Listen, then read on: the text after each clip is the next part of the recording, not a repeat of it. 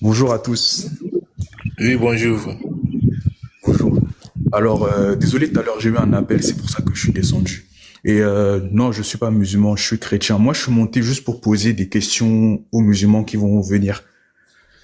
En fait, la première question, c'est pourquoi est-ce qu'ils disent que Jésus n'a pas été crucifié? Il a été remplacé. Ils se basent sur quoi? Qui était là pour dire ça? Mohamed n'était pas là. Donc, sur quoi ils se basent pour dire ça, factuellement? Ils ne savent pas. Ensuite, pourquoi est-ce que dans le Coran, Allah dit qu'il a permis à Jésus de créer la vie avec l'oiseau d'argile? De ce que je sais, si moi j'ai une voiture et que je permets par exemple à Tissou de conduire ma voiture, c'est qu'elle sait déjà conduire. C'est que tu peux conduire, tu as la capacité de conduire. C'est pour ça que je peux te permettre de conduire ma voiture. Ça veut donc dire que Jésus avait déjà la capacité de donner la vie. Donc, il faut m'expliquer comment c'est possible. C'est seulement Dieu qui a la capacité de donner la vie et de reprendre la vie. Si Jésus a déjà la capacité de donner la vie, ça fait lui de quoi? Ensuite, troisième question, et après je pars. Il faut m'expliquer pourquoi est-ce que dans le Coran, c'est toujours ce même Issa-là qui vient juger les morts. Parce que ça fait beaucoup de choses. Il fait beaucoup de choses que seul Dieu est capable de faire. Mais on vous dit que c'est pas Dieu. C'était ça mes trois questions. C'est clair, les frères, c'est clair. Mais eux-mêmes, ils sont pas là pour répondre à tout ça. Voilà, parce qu'ils sont des lâches. Sinon, si aujourd'hui, cette histoire de faux semblant est arrivée, comme le pasteur l'a dit, c'est pour juste nous faire détourner de la grâce au fait. Voilà, c'est tout. Sinon, on peut comprendre que dans l'évangile, en tout cas, les quatre récits qui ont rapporté l'évangile de Jésus-Christ, tous les quatre sont unanimes qu'il est allé à la croix, il a été crucifié. Les quatre ont confirmé. Et lorsqu'il est parti même, les apôtres ont prêché ça. Mais comment toi tu peux venir si c'est capable pour dire que non, c'est faux, ça a été un faux semblant et autres. Et puis les gens croient à ces choses comme ça. Mettez en Ça fait pitié. Parce que dans l'islam, on vous dit qu'on a besoin de 4 témoins. Si je dis pas de bêtises, corrigez-moi si je me trompe. On a besoin de 4 témoins pour dire que quelque chose est vrai. Si par exemple moi je dis que j'ai vu une soucoupe volante, s'il y a 4 témoins qui ont vu avec moi, on peut considérer que ce que j'ai dit est vrai. Déjà, qui était avec Mohamed quand il a eu la révélation dans la grotte? Personne. Comment on sait que la créature que Mohamed a trouvée, a rencontrée dans la grotte là, l'a étranglé? Déjà, aucun ange n'a jamais tabassé quelqu'un. Mohamed s'est fait étrangler. Lui-même, il a dit il croyait qu'il était possédé par un démon. Jamais personne n'a dit ça. Personne. Est-ce que Mohamed était là à la crucifixion de Jésus? Le gars est arrivé 600 ans plus tard. Donc ça veut dire que il se passe quelque chose. Vous êtes là. Ok, moi j'arrive 2 ans après ce qui s'est passé, je vais dire aux gens, n'écoutez pas ceux qui étaient là, écoutez-moi. J'arrive 2 ans après, je n'ai rien vu, mais ceux qui étaient là, qui ont vu, ils mentent. Ça n'a aucun sens. Ça n'a aucun sens.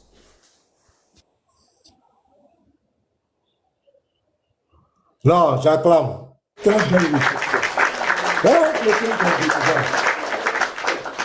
Il est intelligent, c'est ça. Ça n'a aucun sens.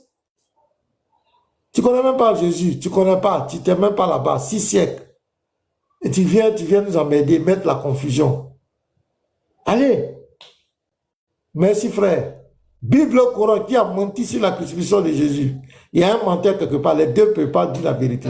Il y a un qui dit qu'il a été crucifié, il y a un qui dit c'était un faux semblant. Il y a un qui a menti quelque part. C'est le menteur qu'on est en train de chercher aujourd'hui là.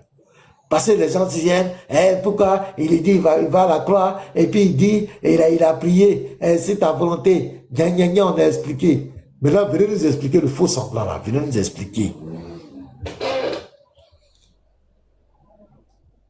Venez nous expliquer le faux semblant. Qui était le faux semblant? Qui a trompé les gens? C'est qui? Ouais, c'est vrai, Marie, il n'y a pas de vérité. Il y a un qui a menti quelque part. C'est ce menteur-là qu'on cherche. Il y a quelqu'un qui a menti dans cette affaire-là. Il y a quelqu'un qui a menti. Et nous, on le tient. Quel est l'intérêt de Dieu de tromper les gens, de prendre le visage de Jésus, de mettre un innocent, et puis lui va à la croix? quel est l'intérêt de Dieu de rendre tout le monde fait une illusion collective, de voir, faire voir les gens de deux. Tout ça, c'est quoi? Il y a un intérêt, c'est que c'est pas Dieu. C'est que c'est pas Dieu. C'est que c'est pas Dieu. Le diable a la capacité de se faire passer pour Dieu aux yeux des humains pour les tromper. Oui. C'est clair. C'est pas Dieu. C'est pas Dieu. Ce n'est pas Dieu. C'est clair. Le gars lui-même dans le Coran, est-ce que vous avez lu le Coran un peu même? Vous avez lu le Coran ou pas? On a lu le Coran. Moi, j'ai lu le Coran. Le gars lui-même, Mohamed lui-même, il dit que il ne sait pas ce qui va advenir de lui, Mohamed, et de vous en parlant des musulmans qui le suivent. Si tu suis Dieu, et sachant que dans le Coran on dit que c'est l'exemple à suivre, c'est le prophète le plus grand de tous les temps, etc., etc. Si tu suis Dieu, tu remplis toutes les conditions que Dieu te demande de faire. C'est ça, le meilleur des hommes selon eux. Le meilleur des hommes selon eux. Si tu suis donc tout ce que ton Allah te demande de faire, pourquoi tu doutes? Tu doutes pourquoi? Voilà un gars qui s'appelle Paul, il tabassait, il tuait les chrétiens au calme. Il a rencontré Jésus, le gars te dit carrément que c'est limite s'il n'est pas pressé de mourir pour être avec Jésus. Mohamed qui a fait tout ce que Allah te dit, il va te dire que oui, je sais pas, je doute. Tu doutes pourquoi?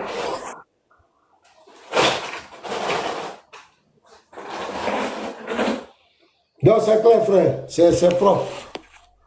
Pasteur, Voilà, nous, on est chrétiens et c'est clair. Et c'est à cause de tout ça qu'on ne peut pas devenir musulman. hier j'étais C'est à cause de tout ça que nous on prend nos distances vis-à-vis du Coran. On se méfie d'un tel livre, d'un tel Dieu. On se méfie Moi, je vous vraiment de incite lui. même. Excusez-moi, moi je vous incite même tous à lire le Coran. Vous vous asseyez, vous lisez, vous allez Wanda, vous allez voir. Il faut lire, vous allez voir. Hier, j'étais sur le live de Ale et comment il va justifier le faux semblant. Il dit que quand Jésus prie, Jésus a prié, il dit, toi mon Père, je sais que tu m'exauces toujours. Alors, Jésus a prié dans le jardin de Gethsémani pour dire, mais si cette coupe pouvait s'éloigner de moi. Alors, pour lui, comment il interprète ça, c'est que Jésus a été exaucé. Dieu a envoyé quelqu'un pour remplacer Jésus. Donc pour lui, comme Dieu exauce toujours Jésus, donc Jésus a été exaucé ce jour-là. Et j'ai Donc, passé mon temps. il a été exaucé comment? Donc il dit, Jésus a prié pour dire, mon Père, je sais que tu m'exauces toujours. Oui. Donc quand Jésus priait lors de la passion du Christ, il a prié pour dire, bon Seigneur, si cette coupe pouvait s'éloigner de moi, non pas ma volonté, mais il ne rentre pas même sur, non pas ma volonté, mais que ta volonté soit faite, ça il n'en parle pas. Hein. Donc pour lui, il va maintenant s'adosser sur le fait que les prières de Jésus sont toujours exaucées par Dieu, par son Père. Donc pour lui, Dieu a exaucé le Fils en envoyant, en l'éloignant de cette crucifixion. C'est comme ça qu'il essayait de justifier ça hier sur son live. Moi, quand c'est comme cela, il a pris Matthieu 26, verset 39, il a parlé. Maintenant, il doit te montrer le faux semblant dedans. Ou bien, homme de Dieu. Thierry, c'est faux semblant. Voilà, il faut nous montrer le verset du faux semblant là. En fait, j'étais pas en haut, j'étais en bas, je l'écoutais, il discutait avec un autre homme de Dieu, mais j'étais en train de rire en bas parce qu'il faisait des collages là, mais ça pouvait rien en fait, ça ne prouvait pas que l'homme n'est pas mort. Il peut pas venir dire ça devant moi ici, il peut pas, même si on le paye, il peut pas venir raconter ça ici. Mais il sait où il raconte notre bêtise là. Je vais dire quelque chose selon Matthieu là. Selon Matthieu 26, verset 39. Voilà. Bon, comme on a pour habitude de dire, ces gens sont des illettrés. Et l'illettrisme, ça fatigue beaucoup de personnes. Dans le Matthieu 26, verset 39, Jésus dit, mon Père, s'il est possible. Donc, il demande à Dieu s'il y a une possibilité. Donc, écoutez très bien, s'il est possible. Qu'est-ce que Jésus demande? Qu'est-ce qui est possible? Qu'est-ce qui pourrait être possible que Jésus demande au Père? Que cette coupe s'éloigne de moi. Point d'exclamation. Donc, voici ce que Jésus demande au Père. Est-ce que c'est possible que la coupe s'éloigne de moi? S'il est possible que C'est cette clair. coupe s'éloigne de moi. Donc, Jésus expose d'abord dans le premier temps une possibilité devant Dieu. Est-ce que c'est possible que cette coupe-là s'éloigne de moi? Je ne monte même pas dans toutefois, parce que toutefois, même ça les met KO. Il dit toutefois, non pas ce que je veux, mais ce que tu veux. Mais ça, ils ne comprennent pas. Ça, ils pensent que ça ne fait pas partie de la prière de Jésus. À la fin, Jésus se résigne. Mais je ne parle pas de cette partie. Dans la première partie, il dit s'il est possible. On prend la deuxième partie. Deuxième partie, maintenant, il dit mon Père, s'il n'est pas possible, c'est-à-dire Jésus se rend compte que ce n'est pas possible. Première fois, c'est s'il est possible. Deuxième fois, s'il n'est pas possible, que cette coupe s'éloigne de moi sans que je la boive, que ta volonté soit faite. Ça, c'est au 42. Merci. Au 42. La première fois, il le mettait devant Dieu. Est-ce que cela est possible? La deuxième fois, il se résigne. S'il n'est pas possible que cette coupe s'éloigne, alors que je la boive. Français, allez à l'école. Allez à l'école, pourquoi vous faites ça? Allez à l'école. Oh, vraiment, je me mute. Merci, Lévite. Le texte est tellement clair. Et la suite du verset, même quand tu lis le même chapitre, et là où l'autre a coupé l'oreille, il dit chrétien, soyez intelligent. Arrête d'insulter les gens. C'est vous qui êtes abrutis, décomptés. C'est vous que les djinns ont aveuglé votre intelligence. C'est vous qui êtes abrutis. Nous, on est très intelligents. Nous, on n'est pas emboutés par les djinns. Hein? Tu dis, soyez intelligents. Tu étais en montant, on dit de monter les Écritures, tu étais là en train de bavarder. Il faut monter, tu vas montrer là où on n'est pas intelligent. On lui a donné les Écritures, toi tu viens, tu es dans l'émotion. Moi, j'ai juste une question. Tu vois, moi, je suis pas dans le délire d'insulte. Tu demandes aux gens d'être intelligents. Je vais te poser une question. J'ai dit ça tout à l'heure, je vais reposer une question. Si jamais il y a un accident, ok, tu vas croire les personnes qui ont été témoins de l'accident ou tu vas croire les gens qui sont arrivés 4 ans après l'accident? Réponds seulement à ça. On va voir si tu fais preuve de l'intelligence que tu demandes aux autres. Il va arrêter de répondre. Mon frère, il faut laisser ceux-là, ils n'ont pas la sagesse. Bon, C'est en vraiment- commentaire, ils sont faux, laisse-les. Il faut pas laisser les gars, il faut pas laisser parce que en fait, ils croient à un mensonge. Et ils seront pas sauvés. Le but de Jésus, c'est de sauver les âmes. Moi, en tant que de base, Frère Zadok, peut-être que tu es nouveau. il faut pas laisser. Attends, frère. Bonjour à tous. Oui. Frère, attends, peut-être que tu es nouveau. Peut-être que tu es nouveau ici. Ceux-là, ils savent ce dans quoi ils sont. Ils savent ça. Ils sont dedans. Voilà. Donc ici, nous sommes dans l'interreligieux. Il est écrit, il est aussi écrit. On n'est pas ici pour convaincre quelqu'un, pour sauver l'âme de quelqu'un. Celui qui veut que son âme soit sauvée va venir s'y renseigner. Mais celui qui monte en débatteur, en contradicteur, on agit avec lui de la manière dont il est monté. Donc ici, on n'est pas là pour faire évangélisation. Ici, c'est écrit, il est aussi écrit. Quand tu dis une chose, tu vas prouver ça par l'écriture. Nous, on montre les textes, on dit voici. Maintenant, toi, tu te défends. C'est ça, ici, c'est ça. C'est pas, peut-être que tu fais une confusion un peu, voilà. C'est pas un panel pour dire non, venez à Jésus, manger. C'est pas ça, hein. Ça, c'est à côté.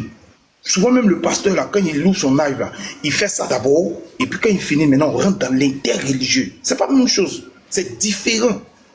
Voilà, ici, ce sont les textes. On n'est pas ici, là, on n'est pas venu te convaincre, on est venu prouver la vérité. On est venu démontrer ça. Texte écrit, point barre. Maintenant, après, si tu veux te convertir, tu vas voir le pasteur en coulisses, et puis tu te convertis là-bas. Sinon, ici, là, devant tout le monde, c'est écriture contre écriture. Merci. Bonjour, pasteur. Bonjour à tous. Bonjour, Johnny Pacheco. Bonjour. Oui, pasteur, excusez-moi, je voulais ajouter quelque chose rapidement par rapport à ce que les frères venaient de dire là. Je peux? Vas-y. Ok, merci. Bon, d'abord, bonjour à tous les frères. J'espère que vous allez bien. Bon, par rapport à ce qu'ils ont l'habitude de faire, le test que le frère Lévite a pris là, parce qu'ils ont l'habitude de tromper certaines personnes qui sont pas trop affamées dans la foi avec ça. Ils te disent, quand ils prennent Matthieu 26, verset 42, quelle était la prière du Seigneur Jésus? La prière de Jésus, je lis le texte. Il s'éloigna une seconde fois et pria ainsi, mon Père, s'il n'est pas possible que cette coupe s'éloigne sans que je la boive, que ta volonté soit faite. C'est ce que le frère Lévite disait tout à l'heure là. La prière de Jésus là, il a fait une demande à son père, et puis il a demandé à son père d'accomplir sa volonté. Maintenant, ils ont l'habitude de prendre Hébreux 5, verset 7. Regardez ce que le texte d'Hébreux 5, verset 7 dit. Hein. Ils sont tellement subtils. Regardez ce que le texte dit. C'est lui qui, dans les jours de sa chair, ayant présenté avec de grands cris et avec larmes et des prières et des supplications à celui qui pouvait le sauver de la mort, et ayant été exaucé à cause de sa piété. Il s'arrête là. Il ne termine pas le texte. Même si on veut s'arrêter sur ce texte-là, oui, Jésus était exaucé. Mais quelle était la prière de Jésus?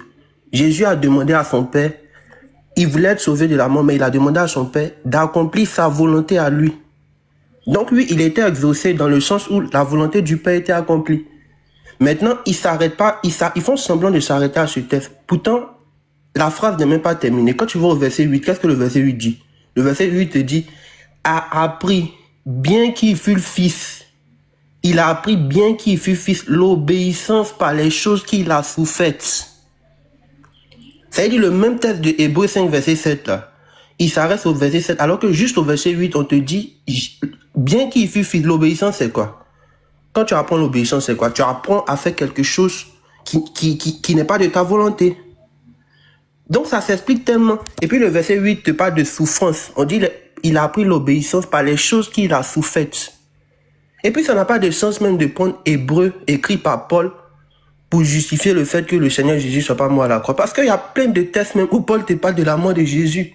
Donc ça n'a pas de sens. Voilà. Et puis par rapport à ce que le frère disait tout à l'heure là, quand tu t'assois même, tu réfléchis, le frère même il a parlé de 2 ans. 2 ans même là, même si ça n'a pas trop de sens, on peut comprendre un peu que bon, peut-être qu'il y avait des personnes qui vivaient quand même, qui sont encore là. Mais on te parle de 600 ans. 600 ans. C'est comme si moi peut-être je suis né après la mort d'Oufoué Boigny. Je prends un exemple rapidement. Maintenant, moi, je veux expliquer, alors que Oufoué est mort depuis 93, moi je n'étais même pas encore là. Hein. Mais moi je veux expliquer ce qui s'est passé au temps d'Oufoué à des personnes qui étaient présentes, à des témoins oculaires. Ça n'a pas de sens. Mais ici, on te parle de 600 ans. Voilà, donc moi, j'ai jamais compris ce truc-là, quoi. Et puis bon, c'est ce que le pasteur disait tout à l'heure. Le but, c'est de nier la mort du Seigneur Jésus parce que le diable, il sait que la rédemption, le salut, là, ça se trouve en Jésus. Moi, j'ai l'habitude de dire aux gens que l'islam n'a pas de message. Le seul message de l'islam, là, ça a été suscité par le diable, juste pour contrer la vérité de Christ. Il n'y a rien d'autre. C'est juste pour contrer la vérité de Christ. Voilà, donc c'est ça, merci pasteur. C'était rapidement parce qu'ils ont l'habitude de prendre Hébreux 5, verset 7 pour tromper les gens. Voilà. Or, Hébreux 5, verset 7, vous lisez jusqu'à la fin. Au verset 8 même, on te parle directement du fait que le Seigneur Jésus a souffert et puis il a appris l'obéissance. Et puis quand ils te disent... Ce sont les marmailleurs. Ils sont les marmailleurs. Ceux-là. Au fait, non. Je vais ajouter quelque chose. Je vais ajouter quelque chose à ce que Johnny a dit. Je viens. Je dis ça. On n'a même pas besoin d'aller au verset 8. Dans le verset 7, c'est lui qui, virgule, dans les jours de sa chair, virgule, donc quand il était vivant, on dit dans les jours de sa chair, ayant présenté de grands cris, ayant présenté avec de grands cris et avec des larmes, des prières de supplication. Voilà, des prières de supplication. Quand il vivait là, il a présenté des grands cris, des prières de supplication. D'où le jardin de Gethsémani. À celui qui pouvait le sauver de la mort. On n'a pas dit à celui qui pouvait l'épargner. On dit celui qui pouvait le sauver. Donc, quand il était vivant, il priait pour que lorsqu'il va mourir, quelqu'un puisse le sauver de la mort. Voilà ce qui est écrit. On dit à celui, ses prières et ses grands cris étaient adressés à celui qui pouvait le sauver de la mort. Donc, il va y participer. À cette mort, il y sera. Mais il aurait besoin que quelqu'un le sorte de cette mort. C'est pas écrit à pouvoir l'épargner. Quand on dit tu as été sauvé d'un accident, c'est écrit l'accident a eu lieu, on t'a sauvé. Tu as été sauvé du feu, tu es dans le feu, on t'a sauvé. Mais épargné de l'accident n'a pas eu lieu. Ou soit l'accident a eu lieu, mais toi tu as été écarté bien avant. Épargné du feu, c'est dire que tu n'es pas dans le feu.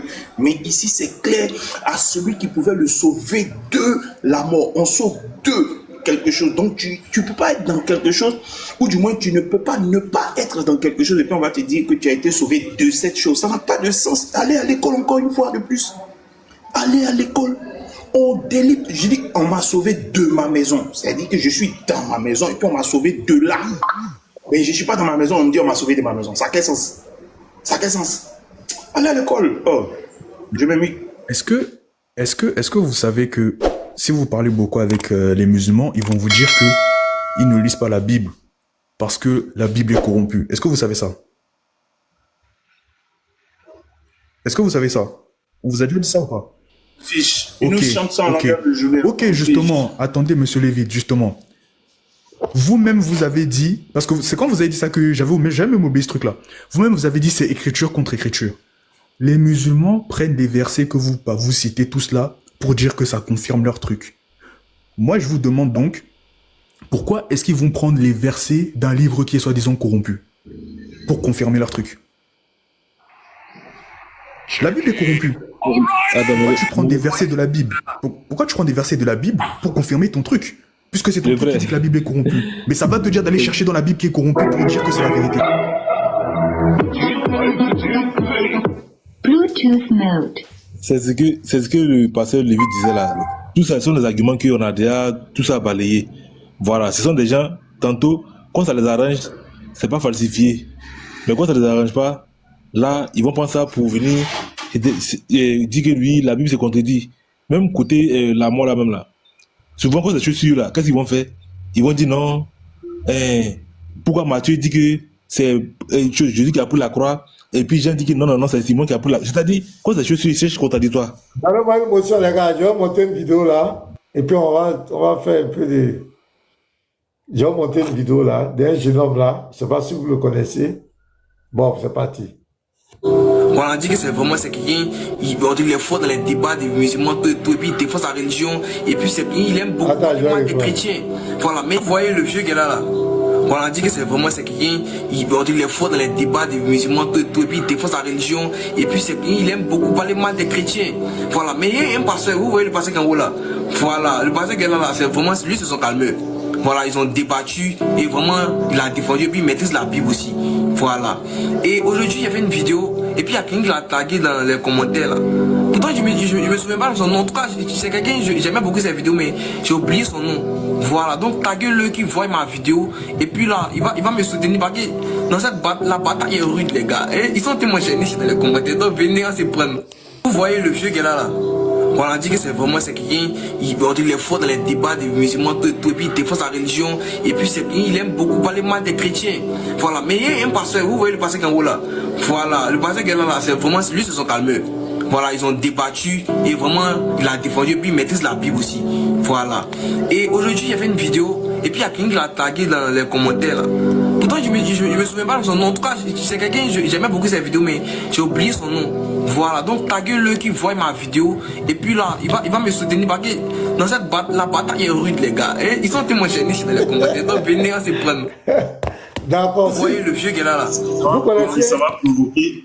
Il s'en va provoquer, mais là, il cherche supporter. Il s'en va provoquer, il cherche supporter, mais là. Il cherche supporter.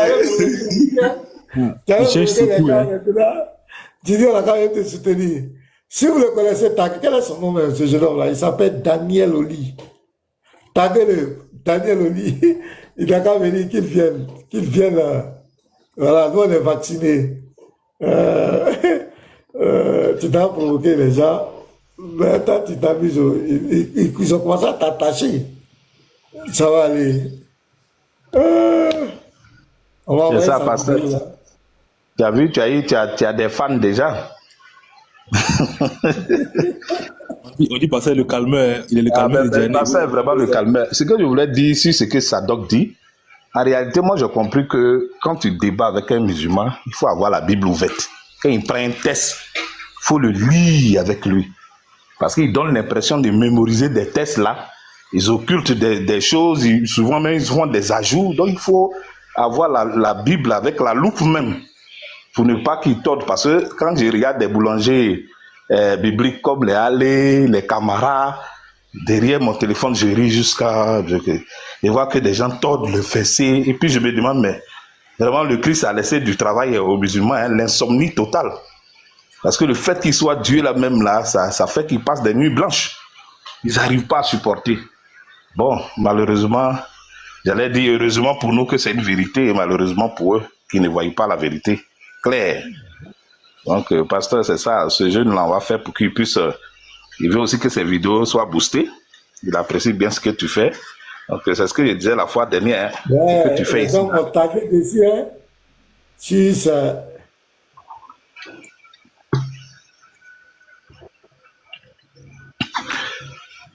Ouais, c'est ça. Les supporters sont partis là-bas. Les supporters sont allés justifier. Mais Tissou, là, il n'a rien dit encore. Hein. Tissou qui est en haut, là. Bien, je ne sais pas. Non, Tissou, c'est un frère chrétien. Vas-y, Tissou. Ah, d'accord. Tissou, est-ce qu'il est là? Donc, voilà, donc s'il n'est pas là. Donc, c'est clair, les gars. La vérité, c'est ça. Le vrai problème, c'est ça. C'est que l'islam est venu pour contredire la foi chrétienne. Et l'une des preuves flagrantes que l'islam n'est pas la vérité, c'est cette affaire de la non-crucifixion de Jésus. Ça montre clairement que l'islam n'est pas dans la vérité. Le Coran ne dit pas la vérité. Ouais, Benaja, bonjour frère, sois béni. Le Coran ne dit pas la vérité. Ça, c'est une preuve palpable que l'esprit qui parle dans le Coran n'est pas un esprit de vérité. C'est un esprit qui est venu signer la confusion. Donc on demande simplement aux musulmans, expliquez-nous le faux semblant. Et le faux semblant n'existe pas dans la Bible. Dans notre livre de foi, il n'y a pas faux semblant dedans. Maintenant, il faut monter, tu vas nous expliquer le faux semblant. Le faux semblant n'existe pas dans la Bible. Ça n'existe pas. C'est une invention coranique, le faux semblant. On vous met au défi de nous montrer le faux semblant dans la Bible. Ça n'existe pas. L'histoire de Jésus est claire. Sa mort, sa résurrection est cimentée. Il n'y a pas de débat. C'est un fondement inébranlable. Donc, le Coran n'est pas la vérité. Le Coran est un livre qui vient vous mettre dans la confusion musulmane. Revenez à Jésus-Christ. Revenez à Jésus-Christ. Revenez à la Bible. La Bible dit la vérité. Le Coran ne dit pas la vérité. Le Coran est une falsification. Le Coran veut tronquer l'histoire de Jésus. Le Coran est la falsification de la Bible, est la falsification de l'histoire de Jésus-Christ. Le musulman qui dit que c'est faux monte, il y a deux places. Il est écrit, il est aussi écrit. Tu vas nous expliquer le faux semblant. Le but du faux semblant. Qui a fait le faux semblant? Pourquoi il a failli 6 siècles pour venir maintenant se dédier, pour venir reconnaître que tu as trompé les gens? Donc toutes ces personnes que tu as trompées pendant les 6 siècles-là, vous allez nous dire quel est leur sort. Parce qu'il n'a pas eu pitié même des apôtres. Et en conclusion, les Lévites. Donc c'est lui qui a créé le faux semblant, c'est lui qui a créé le christianisme. C'est lui qui a créé le christianisme. Donc c'est lui. C'est lui le créateur de ça. C'est lui le créateur du christianisme. Lui le créateur de ça. Si ses propos sont avérés, c'est que c'est lui. Il est l'auteur de ça. Voilà, donc nous on parle selon les dogmes. On parle selon les dogmes. Donc on parle selon le faux semblant. Donc c'est lui qui a créé le christianisme. Donc on vous attend ici, musulmans. Le Soubala ou bien je ne sais pas quoi là. Venez nous expliquer ça. C'est qui a fait ça? Qui a créé le faux semblant? Le faux semblant, c'est qui? Et venez nous expliquer. Donc montez ici. N'ayez pas peur. Moussa, voilà, Moussa quoi est là. Moubarak, vous êtes là. Montez. Ouais, Moussa Sako, tu as la parole. N'ayez pas peur. On va vous délivrer doucement. Moussa Sako. Est-ce que c'est qu'il est monté? Moussa Sako.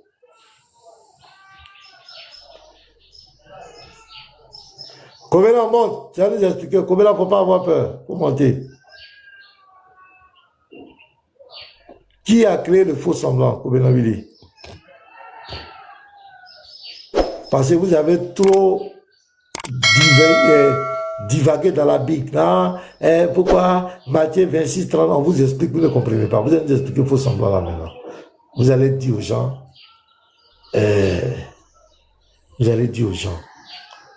Moussa Sako, il n'est pas là, il est parti. Expliquez-nous le faux semblant. Aujourd'hui, là, c'est notre sujet qui est là. Vous n'allez pas quand même nous fuir, les gars. Patriote, viens nous expliquer le faux semblant. Faut monter. Patriote, viens nous expliquer le faux semblant, patriote. Qui a causé, qui est à la base du faux semblant? Celui qui va trouver ça là, il n'y a pas long. Oui. Donc, je voulais poser une question, une petite question rapide, là. Un petit Photoshop.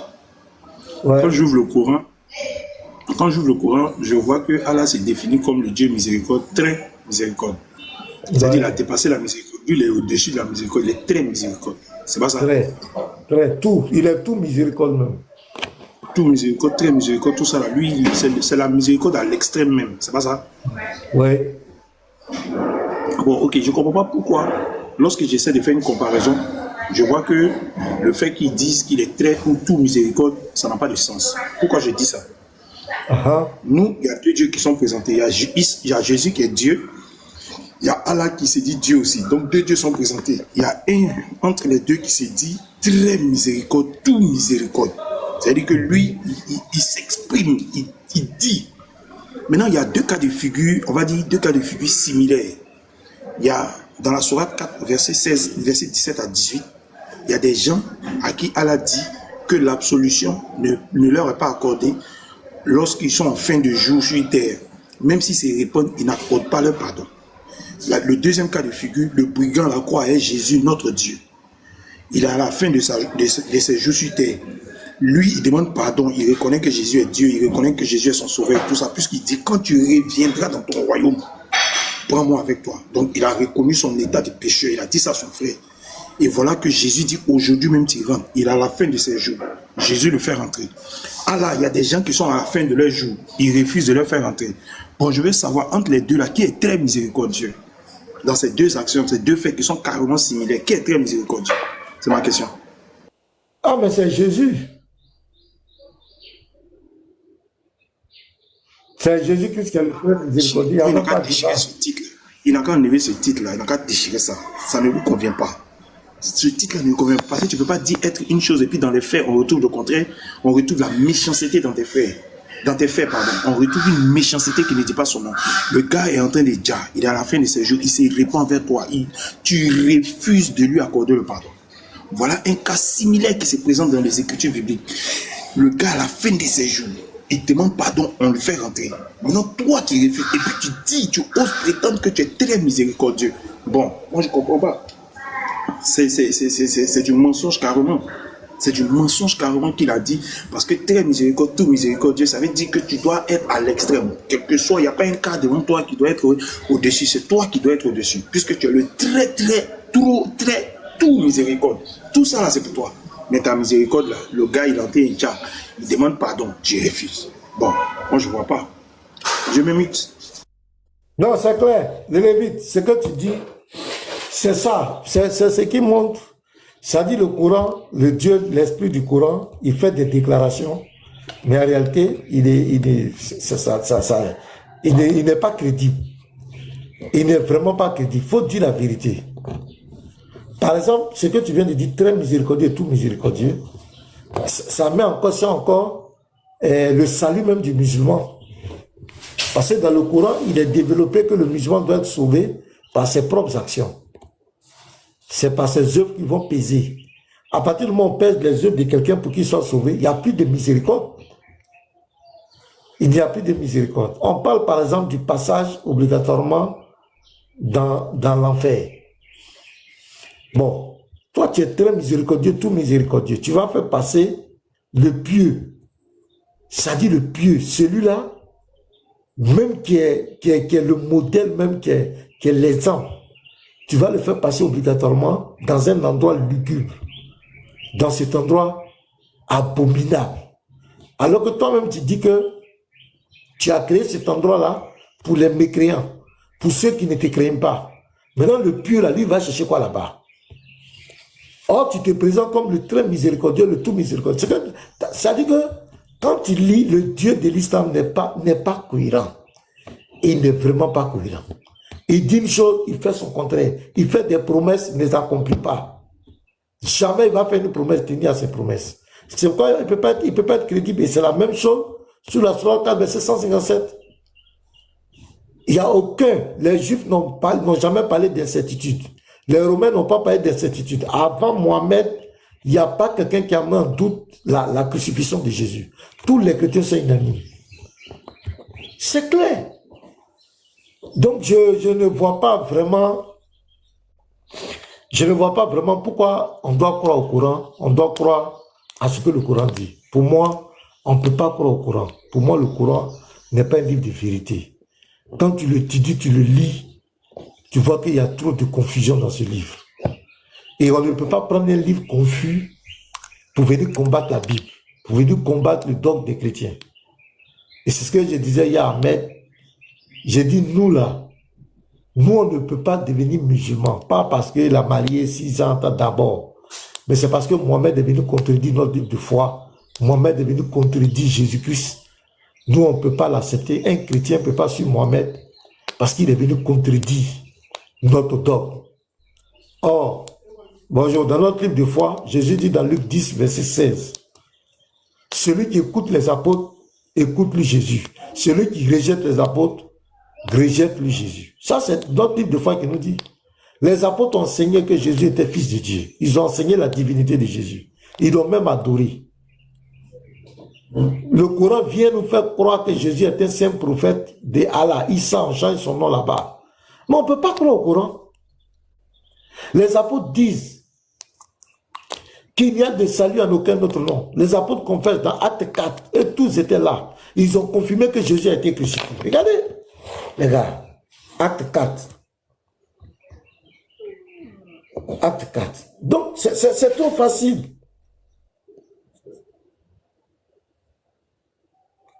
Acte 4, oh, la Bible aussi change. Acte 4, le verset 10, regardez, les gars. Acte 4, voilà les apôtres. Ça, c'était l'un de leurs premiers messages. Sachez-le tous, ce sont les apôtres qui parlent, et que tout le peuple d'Israël le sache, c'est par le nom de Jésus-Christ de Nazareth que vous avez crucifié. Que vous avez crucifié et que Dieu l'a ressuscité des morts. C'est par lui que cet homme se présente. Donc les apôtres disent ici quoi? Que Jésus a été crucifié. Or, Jésus a dit dans Luc 10, verset 16, celui qui rejette les apôtres, rejette le Jésus. Le Coran, 6 siècles après, vient contredire les apôtres, rejette les paroles des apôtres. Les apôtres disent qu'il a été crucifié. Le Coran vient dire que Jésus n'a pas été crucifié. Mais en tant que chrétien, nous, on rejette le Coran. On ne parle même pas de la moralité de la vie de Mohamed. Il a fait guerre, il n'a pas fait guerre. C'est le principe biblique. Regardez le verset 12. Les apôtres parlent encore. Il n'y a de salut en aucun autre, car il n'y a sous le ciel aucun autre nom qui a été donné parmi les hommes par lequel nous devions être sauvés. Les apôtres disent qu'il n'y a pas un nom qui a été donné. Et c'est intemporel, ce message. Parce que Jésus dit l'évangile doit aller jusqu'à la fin du monde. Regardez la déclaration de Pierre ici. Les gars, 2 Pierre 1. Regardez Pierre, ce que Pierre dit. Et vous avez dit que Pierre était apôtre, et Pierre était musulman. Non, regardez. Regardez ce que Pierre dit ici, le témoignage de Pierre.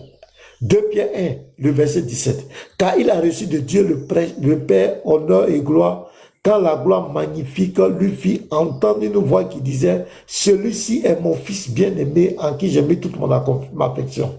Regardez ce que verset 18 Pierre dit.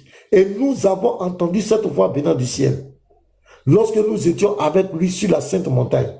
Pierre, il était là, il a entendu la voix qui a dit, celui-ci est mon fils bien-aimé. Le Dieu qui dit que Jésus est son fils, ça c'est qui? Donc comment on peut dire que Pierre est un musulman? Pierre confirme ça ici. Il dit, nous avons entendu cette voix venant du ciel, lorsque nous étions avec lui sur la Sainte Montagne. Pierre dit, il a entendu. Mais vous dites que Pierre était musulman. Les apôtres étaient musulmans. Comment les apôtres étaient musulmans et puis qu'on te dise Allah? Les apôtres ont confirmé que Jésus est mort et il est ressuscité. Ils sont morts même pour ce message. Ils ont donné leur vie. Mes frères, sortez de l'islam. Musulmans, sortez de l'islam. On vous a trompé. C'est une séduction. C'est l'une des plus grosses arnaques religieuses de tous les temps. Sortez de là-bas. Vous n'êtes pas dans la vérité. Jésus-Christ est bel et bien mort et ressuscité pour ton péché. Il est bel et bien mort et ressuscité pour ton salut. Toi qui m'écoutes, il faut sortir de là-bas.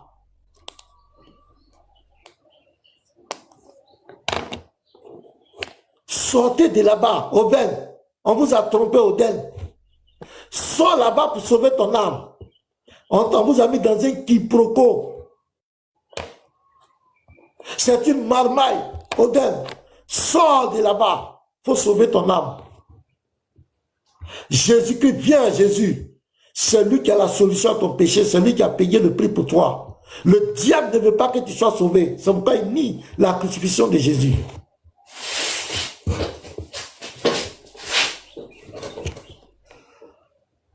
Les apôtres le disent. Regardez Pierre. Regardez ce que Pierre dit encore. Dans 1 Pierre, regardez. Regardez ce que Pierre dit. 1 Pierre 2, le verset 22 à 24. Regardez ce que Pierre dit. Lui qui n'a point commis de péché, et dans la bouche duquel il ne s'est point trouvé de fraude. Lui qui injuriait ne rendait point d'injure, maltraité ne faisait point de menace, mais s'en remettant à celui qui juge justement. Lui qui a porté lui-même nos péchés en son corps sur le bois, afin que mort au péché, nous vivons pour la justice. Pierre dit que Jésus est mort pour tes péchés. Pierre n'était pas musulman. Pierre dit que Jésus a été crucifié. Il dit qu'il n'y a pas un salut. En dehors de Jésus, il n'y a pas de salut. Pierre dit que Jésus a porté tes péchés sur le bois, sur le poteau. Il a pris tes péchés. Luc 10, verset 16, celui qui rejette les apôtres, le rejette. C'est pourquoi nous rejetons l'islam avec toute notre énergie. Parce que l'islam rejette les enseignements des apôtres. C'est aussi simple que ça. On n'a pas besoin de bac plus 10 pour ça. Regardez ce que Jean dit. Je prends encore un autre apôtre. Vous connaissez, c'est de l'amusement.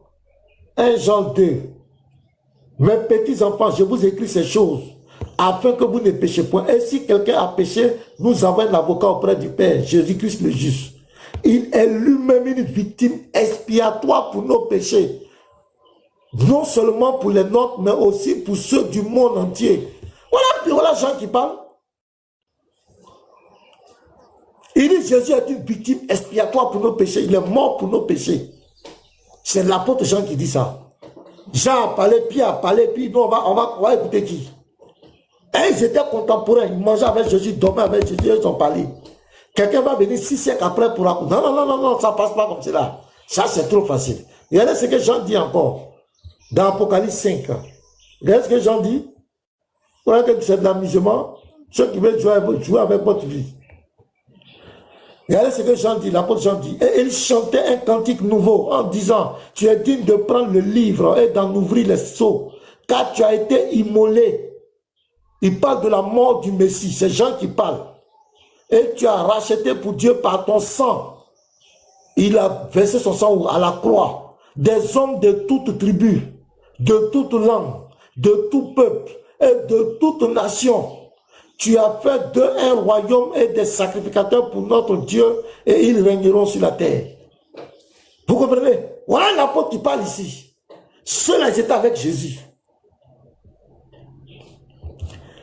Et là, c'est le témoignage que Jésus rend de Luc 24. Luc 24, verset 44. Après sa résurrection, regardez. Puis il a dit, c'est là ce que je vous disais lorsque j'étais encore avec vous. Il parle aux apôtres. Qu'il fallait que s'accomplisse tout ce qui est écrit de moi dans la loi de Moïse, dans les prophètes et dans les psaumes. Alors il a ouvert l'esprit. C'est à qui Jésus a ouvert l'esprit? C'est aux apôtres. C'est pas n'importe qui, c'est pas à Mohamed. C'est à eux que Jésus a ouvert l'esprit. afin qu'ils comprissent les Écritures. Donc ce que Paul, et ce que Pierre, Jean nous rapportent, ça vient du Seigneur qui a ouvert l'esprit. Écoutez bien. Et il dit ainsi, il est écrit que le Christ souffrirait et qu'il ressusciterait des morts le 3e jour. Pourquoi? Quelle est la conséquence? Et que la repentance et le pardon des péchés seraient prêchés en son nom à toutes les nations, à commencer par Jérusalem. Verset 48, vous êtes témoins de ces choses. Ce sont eux qui sont les témoins. Mohamed n'était pas témoin. Mohamed n'était pas témoin. Voilà les témoins. Jésus confirme encore dans Acte 1, le verset 8. Voilà les témoins.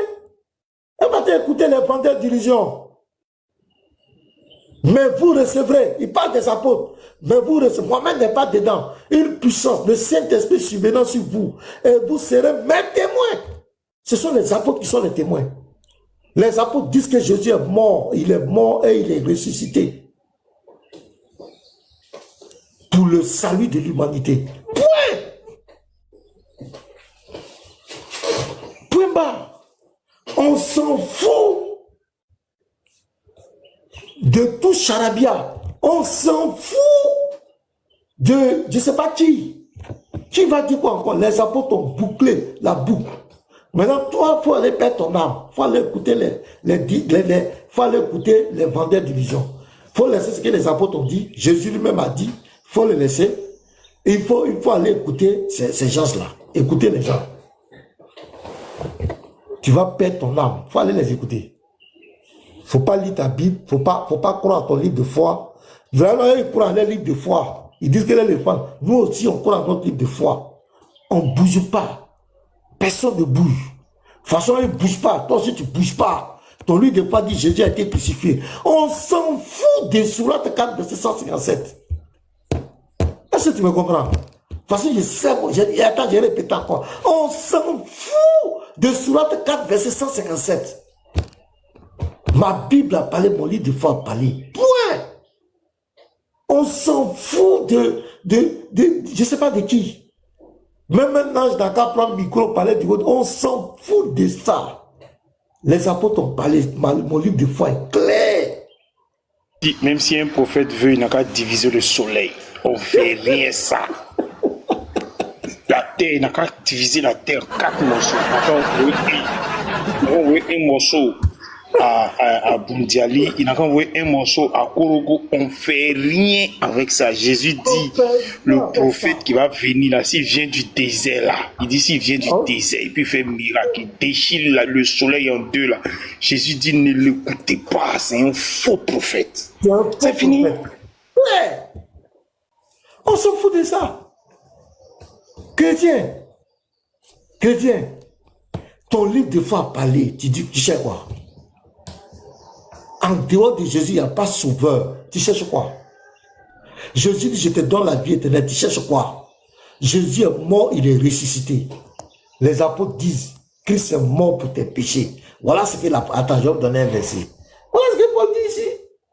Regardez. 1 Corinthiens 15. Regarde ce que Paul dit. Je vous rappelle, frères, l'évangile que je vous ai annoncé, que vous avez reçu, dans lequel vous avez persévéré, et par lequel vous êtes sauvés. C'est par l'évangile que tu es sauvé. Si vous le retenez tel que je vous l'ai annoncé, autrement vous auriez cru en vain. Comprenez, non? Allez-y, écoutez autre chose. Je vous ai enseigné avant tout, comme je l'avais aussi reçu, que Christ est mort pour nos péchés. Point barre. Jésus est mort pour tes péchés, chrétiens. Si Jésus n'est pas mort pour tes péchés, tu n'es pas sauvé. Jésus est mort pour tes péchés. Moi, j'accepte ça et je crois en ça. Et je vis ça au quotidien. Selon les Écritures, qu'il a été enseveli et qu'il est ressuscité le 3e jour selon les Écritures, qu'il est apparu à Céphas. Ça veut dire Pierre, l'apôtre Pierre. Il n'a pas apparu à Mohamed. Il a apparu à l'apôtre Pierre.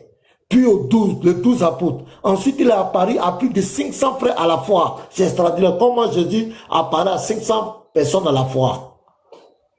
Ça met ici en désert son omniprésence, dont la plupart sont encore vivants et dont quelques-uns sont morts. Ensuite, il est apparu à Jacques, puis à tous les apôtres.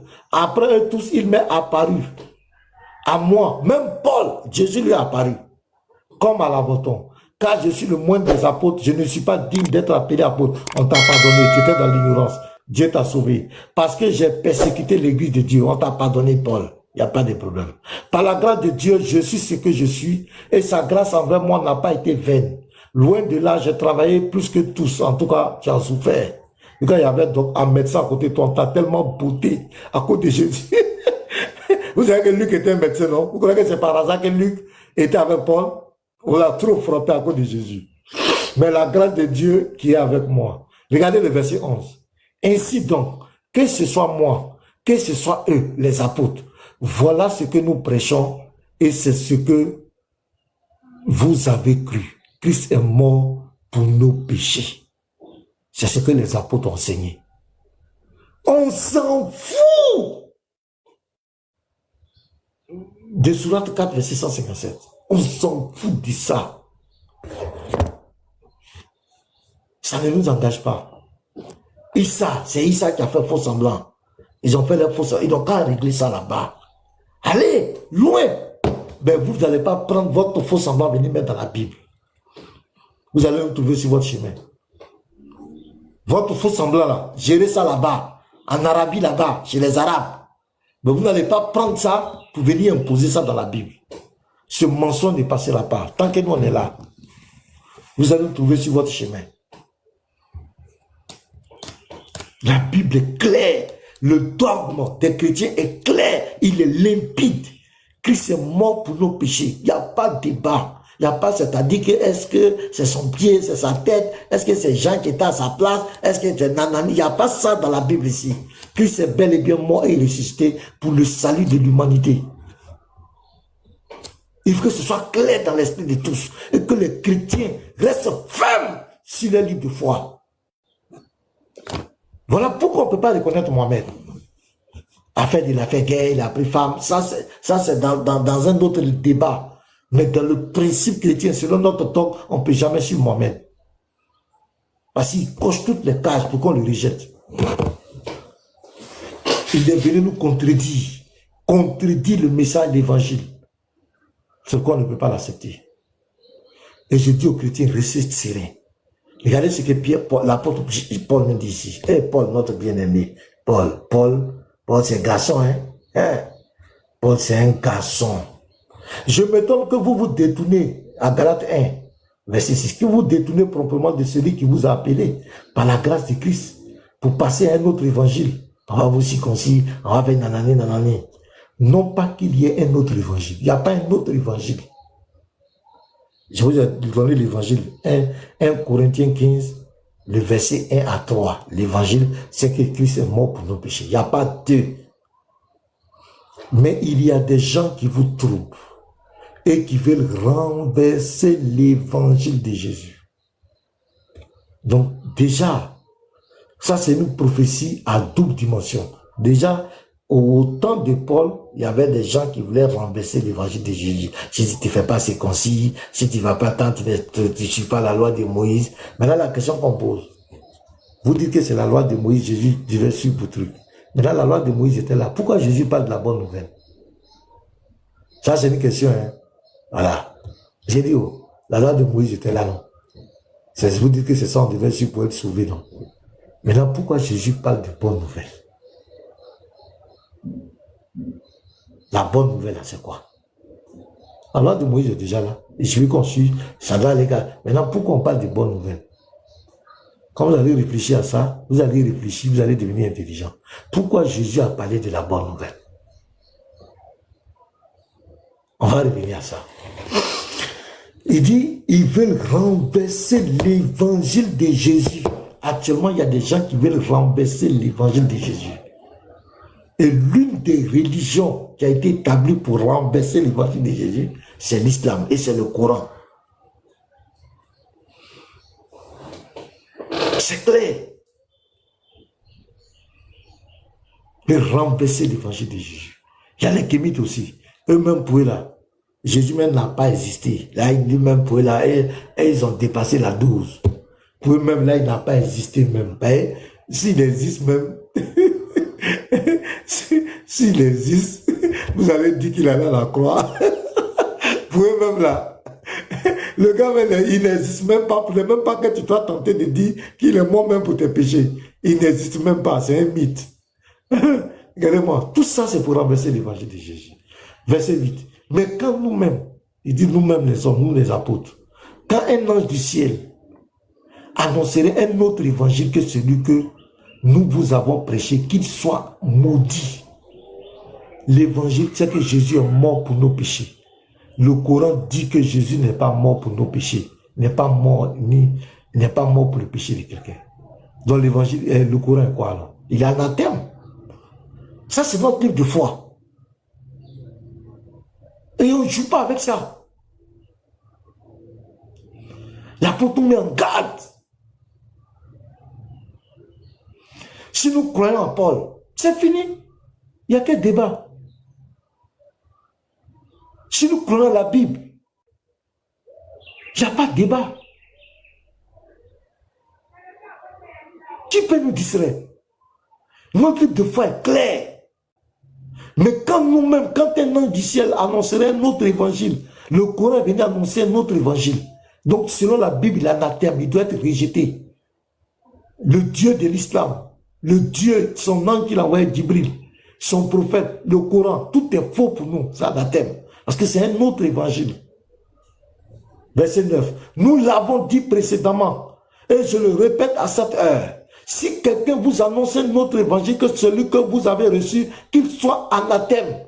Mohamed est venu annoncer un autre évangile. L'islam est venu nous annoncer un autre message. Clair, c'est à rejeter. Coran, l'islam, Mohamed, Djibril, nous les rejetons. Nous ne croyons pas à eux. Parce que nous sommes chrétiens, notre livre de foi le dit de façon claire. Chrétiens, chrétiennes, l'heure de la séduction va monter. Nous sommes rentrés dans la zone de turbulence. Veillez sur vos âmes. Ce que Satan a fait à Ève dans le jardin d'Éden, Satan n'a pas changé. Dieu a-t-il réellement dit? Essayez de vous troubler, essayez de mettre le doute dans votre esprit. Veillez sur vos âmes. Veillez sur vos âmes. Vous allez entendre, Jésus dit, regardez dans la Bible. Ouais, Jésus a dit, Dieu m'exauce toujours. Ah, maintenant, quand il a prié dans Matthieu 26, verset 39 là, il a dit, il ne veut pas mourir là, donc Dieu l'a exaucé. Voilà le serpent qui parle, la ruse. Or, le verset ne dit pas. Ils prennent des versets hors contexte. Dieu les exauce toujours. Matthieu 26, verset 39 ne dit pas que Jésus ne veut pas mourir. Il dit, s'il est possible. Et après, il dit, toutefois, non pas ce que je veux, mais ce que tu veux. La prière de Jésus s'achève ici sur la volonté du Père. 1 Pierre 1, le verset 18 à 20. Le sang de Jésus a été prédestiné avant la fondation du monde. C'est la volonté du Père. Ésaïe 53, verset 1 à 12. Au verset 10, il a plu à l'Éternel de le briser par la souffrance, après avoir livré sa vie en sacrifice pour le péché. Voici la volonté du Père. Psaume 22, le verset 17 à 19, ils ont percé mes mains, ils ont percé mes pieds. Zacharie 12, verset 10, voici la volonté du Père. Donc, Jésus a été bel et bien exaucé. C'est pourquoi il est là à la croix. Parce que la volonté du Père, c'est qu'il parte à la croix. Ah, veillez sur vos âmes. L'esprit de ruse, de la manipulation est en train de rôder autour de vous. N'écoutez pas ces vendeurs d'illusions. N'écoutez pas ces marmailleurs. Veillez sur vos âmes. Jésus-Christ a bel et bien payé le prix pour tes péchés. Il a accepté par amour de te substituer à toi. Parce que devant Dieu, péché est égal à la mort. Il a dit à Adam, le jour où tu en mangeras, tu mourras. La mort est sur deux dimensions. Il y a la mort physique et il y a la mort spirituelle qui est la séparation de Dieu étant vivant. C'est pourquoi dans Colossiens 2, le verset 13, on dit, vous qui étiez morts par vos offenses. Mais ces personnes étaient vivantes, mais elles étaient mortes parce que, à cause du péché qui nous a séparés de Dieu. Devant Dieu, péché est égal à la mort. Il fallait que quelqu'un paye pour nos péchés. Quelqu'un devait mourir pour nous. Parce que moi, je ne pourrais pas mourir pour Lévite. Le Lévite ne peut pas mourir pour moi. Le psaume 49, verset 7 à 9. Mais un homme ne peut pas payer, racheter un homme. Un homme ne peut pas payer le péché d'un homme. Mourir pour moi-même. Moi-même, mourir pour moi-même, il ne peut pas. C'est pour toi, il a mouru. Vraiment. Donc, il fallait que ce soit Dieu qui paye. Mais pour que Dieu paye, il est éternel. Il n'a pas le sang. Il n'a pas le sang, il est éternel. Pour qu'il y ait le sang, pour qu'il paye pour nous, il faut qu'il se substitue à nous. Il faut qu'il prenne notre condition. Il faut qu'il se matérialise. C'est l'expression de l'amour de Dieu. C'est ce qui va faire qu'il va prendre le corps. Et le corps, il va le sacrifier. Dans le corps, il y avait le sang. Il fallait que ce sang verse à ta place. Il fallait qu'il donne sa vie à ta place. Devant Dieu, péché est égal à la mort. Le salaire du péché est égal à la mort. C'est pourquoi il fallait quelqu'un pour payer. Donc, tes péchés qui sont sur toi là, les ablutions, quoi, ne peut pas enlever tes péchés. Rien ne peut enlever tes péchés. C'est Jésus qui peut enlever tes péchés. C'est lui qui a payé le prix pour toi. Si tu ne le reconnais pas, si tu ne reconnais pas que tu es pécheur et que tu as besoin d'un sauveur, tu ne seras jamais sauvé. Faut pas te blaguer. Sors de l'illusion. Tu n'acceptes pas Jésus comme ton sauveur personnel. Tes péchés vont rester sur toi. Et tu vas mourir avec tes péchés. Tu seras condamné. Parce que tes péchés te disqualifient de la grâce de Dieu, de la présence de Dieu. Et lui, par amour, Jésus a payé le prix pour toi. Il a pris tes péchés. Il est mort à ta place en prenant tes péchés à la croix. Voici le grand mystère que le diable n'est pas d'accord. Le diable n'est pas content. Le diable ne veut pas. C'est pourquoi il te fait croire que Jésus n'est pas mort pour toi. Tes péchés là, les ablutions, même Karen ne peut pas régler ça. Rien ne peut enlever tes péchés. Tes péchés sont sur toi. Depuis que tu es né, tes péchés sont sur toi. Jusqu'à présent, c'est lorsque tu accepteras que tu es un pécheur et que Jésus-Christ a payé pour toi que tes péchés vont être effacés. Parce que c'est lui qui a payé le prix pour toi, qui a pris la garantie de tes péchés. Et nous ne refusons pas cette grâce. Et le diable n'est pas d'accord avec ce message. Le diable est contre cette grâce. C'est pourquoi il a créé des religions. Il a créé des idéologies pour s'opposer à cette grâce. Veille sur toi, chrétien. N'écoute pas ces manipulateurs, ces marmailleurs. Jésus est mort pour toi. Il a payé le prix pour toi. Et c'est l'amour de Dieu. Il a manifesté son amour pour toi. Toi qui m'écoutes, accepte Jésus-Christ. Reconnais que tu es un pécheur et que Jésus a payé le prix pour toi. Reconnais-le comme ton sauveur personnel et ton Seigneur. Tu auras le pardon de tes péchés. Et tu ne seras plus dans la confusion. Il est en même temps l'avocat. Il est en même temps le juge. Il est en même temps le procureur. C'est Jésus. Il est en même temps le sacrificateur. Il est en même temps le sacrifice. Il est en même temps celui qui agrée le sacrifice. Il s'est pourvu pour toi. Accepte-le, reconnais-le comme ton sauveur personnel. Arrête d'écouter ces vendeurs d'illusions où on va aller peser tes péchés. Tu vas passer par l'enfer. Tu dois déjà te faire déjà. Tout ça, c'est des blabla. Il a payé le prix une fois pour toutes pour toi. Pour tes péchés. Jésus l'a fait pour toi. Accepte-le, reconnais-le. Et tu ne seras plus condamné. Il n'y a maintenant plus de condamnation pour ceux qui sont en Jésus-Christ. Il y a la parole, il y a une parole qui est certaine, c'est que Christ est mort pour les pécheurs. Il dit, venez à moi, vous tous qui êtes fatigués, chargés, je vous donnerai du repos. Il dit, je suis venu afin que ceux qui voient deviennent aveugles et ceux qui sont aveugles voient. Je suis venu pour ceux qui sont malades. C'est pour les pécheurs que Jésus est venu. Ne laisse pas les gens te tromper. Ne laisse pas les gens te mentir. Ne laisse pas les gens te manipuler. Christ a bel et bien payé le prix pour toi. Il est mort pour toi. Au premier siècle de notre ère, il a fait ce sacrifice ultime pour toi. N'écoute pas ces histoires dormies des mots. Ces histoires d'illusions collectives. Ces histoires de faux semblants. Ne regarde pas ces histoires. Jésus-Christ est bel et bien mort. Et il est ressuscité pour tes péchés. Sois abondamment béni. Sois béni. Tous ceux-là qui veulent accepter Christ, venez. Quittez dans l'illusion.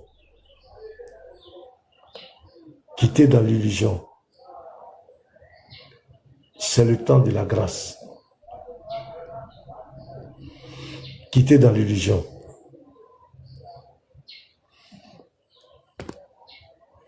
Est-ce que tu m'as compris? Faut quitter dans l'illusion.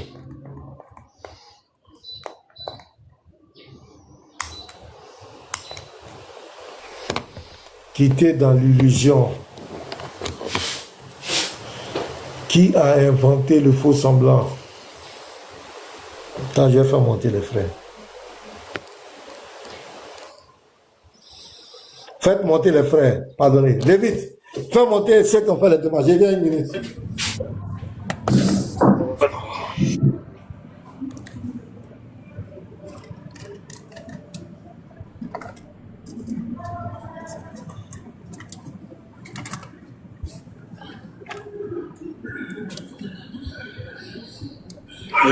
Salam à vous qui venez d'arriver.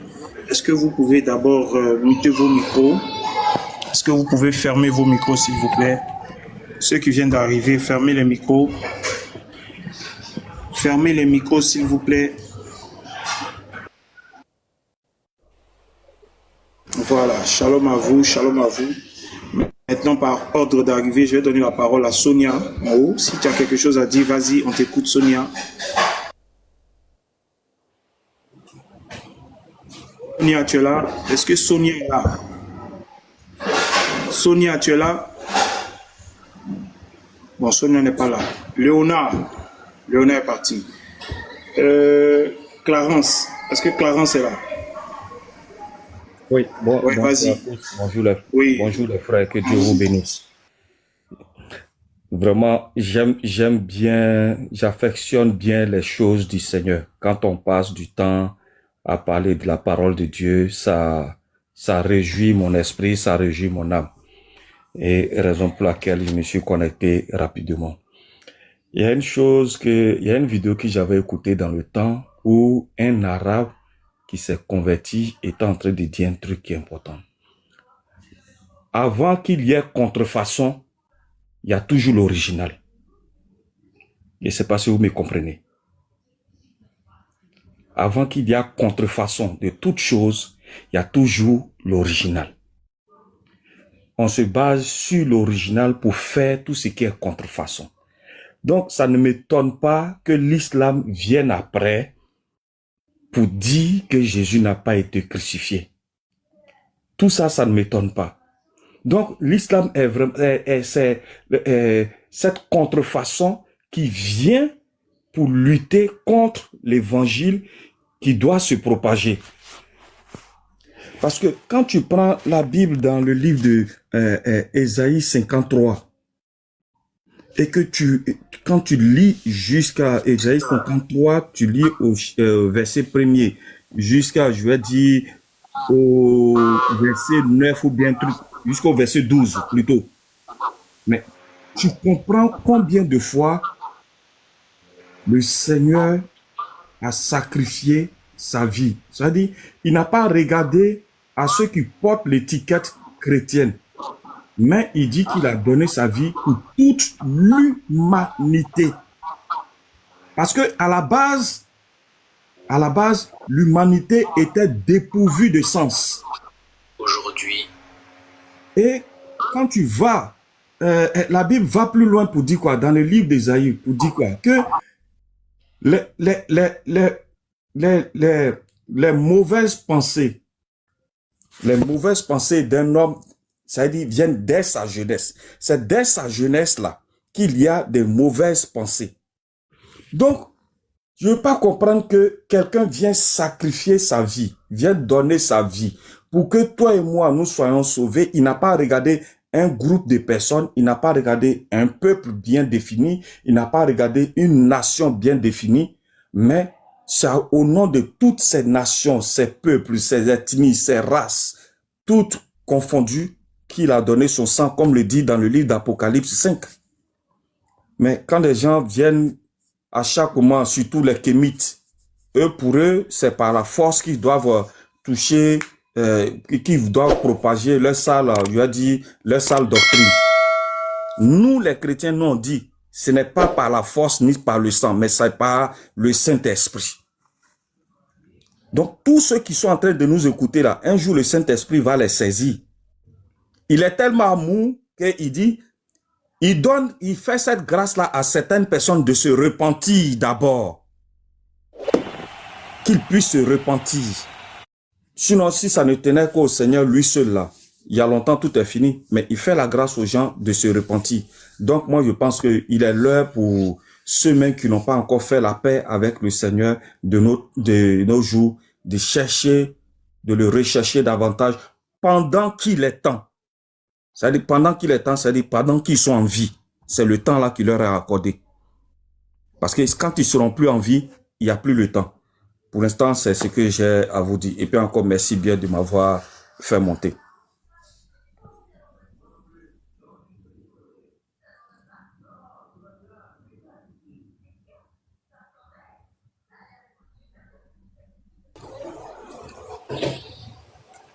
Ok, merci. C'est à qui parlait? C'est le prophète des nations? Non, c'est Clarence. Ah, merci frère. Ouais, allons-y. Levez ici là. Prophète des nations, tu as la parole. C'est le prophète des nations, non? Oh, shalom, shalom, pasteur Mena, shalom à tous les bien-aimés sur le panel. Voilà, mes encouragements réitérés et puis surtout que vos forces soient renouvelées parce que de plus en plus, moi, je découvre, voilà, l'islam, les kémites et voilà, surtout ces deux forces en place actuelles pour montrer à quel point le christianisme dérange. Il dérange et puis surtout à quel point la Bible dérange. Ouais, non, qu'est-ce que la Bible est formidable. C'est-à-dire, tout le monde veut corriger la Bible, tout le monde veut discréditer la Bible. Mais alors que la Bible ne discrédite personne, ne s'attaque à personne, en fait, c'est un livre qui est dans son coin, qui a dit ces choses, fait ces choses, et puis bon, voilà. Mais les autres sont embrouillés, alors qu'ils se disent plus vrais, plus authentiques. Voilà, moi je trouve le diable en activité, quoi. Mais force à vous. Il faut dire que à un moment donné, je me disais, bon, c'est une perte de temps, c'est de la distraction, et puis bon. Mais au fur et à mesure, et surtout, j'avoue, hein, quand j'ai vu Pasteur Mena, il dit, ah, mais tiens, il y a un pasteur qui lui-même en a fait un chou gras. Il dit, ah, mais ça, c'est que c'est pas une perte de temps, alors, donc on peut s'en sortir. Donc, non, c'est pas une perte de temps. Voilà, aujourd'hui, tous les musulmans sont, ils ont Pasteur Mena à la bouche, Pasteur Mena à la bouche. Donc, ça fait plaisir. Mais cependant, hier, j'ai discuté avec Métamorphose. Je sais pas si tu le connais, on l'appelle Ali, un truc comme ça. Ouais, ça c'est mon petit. Non, petit là m'a trop verri. Non. Non. J'ai dit que, il me dit non que Jésus, nous on ne croit pas en Jésus, c'est eux qui croient en Jésus. D'accord, c'est bien. Vous croyez en Jésus en tant que qui? Il dit croire en Jésus comme étant envoyé, comme étant Messie, comme étant prophète de Dieu. Il dit d'accord. Jésus a prophétisé quoi? Il bégait d'abord. Il dit Jésus a prophétisé la chute de Jérusalem. Il dit c'est tout. Il ne peut plus rien dire. Hein? Il dit d'accord. Maintenant Jésus a été envoyé où? Il dit Jésus a été envoyé en Israël. Il dit d'accord. Maintenant si Jésus a été envoyé en Israël, là, vous là, en quoi est-ce qu'il vous concerne? Et puis vous appropriez Jésus pour le mettre dans vos livres. C'est pour Israël, non, laissez-le aux Juifs là-bas. Et deuxièmement, j'ai dit, bon, Jésus n'a pas été envoyé à Israël seulement. Il est venu pour le monde. Je lui fais sortir Jean 12, 47. Et puis ensuite, il me dit, non, le monde là, c'est le monde juif, c'est pas le monde. Et puis quand ils font ça, ils sont tellement sérieux. Il est sérieux. Il dit non. Vas-y, pasteur. Ouais, vas-y. J'ai dit quand ils font ça, ils sont tellement sérieux. Ouais, il dit non. Lui-même, il sait qu'il ment, mais il va... Voilà, ah d'accord. Il me dit non que c'est le monde juif. Il dit quoi, monde juif? Il dit d'accord, je vais prendre Matthieu 28, verset 19.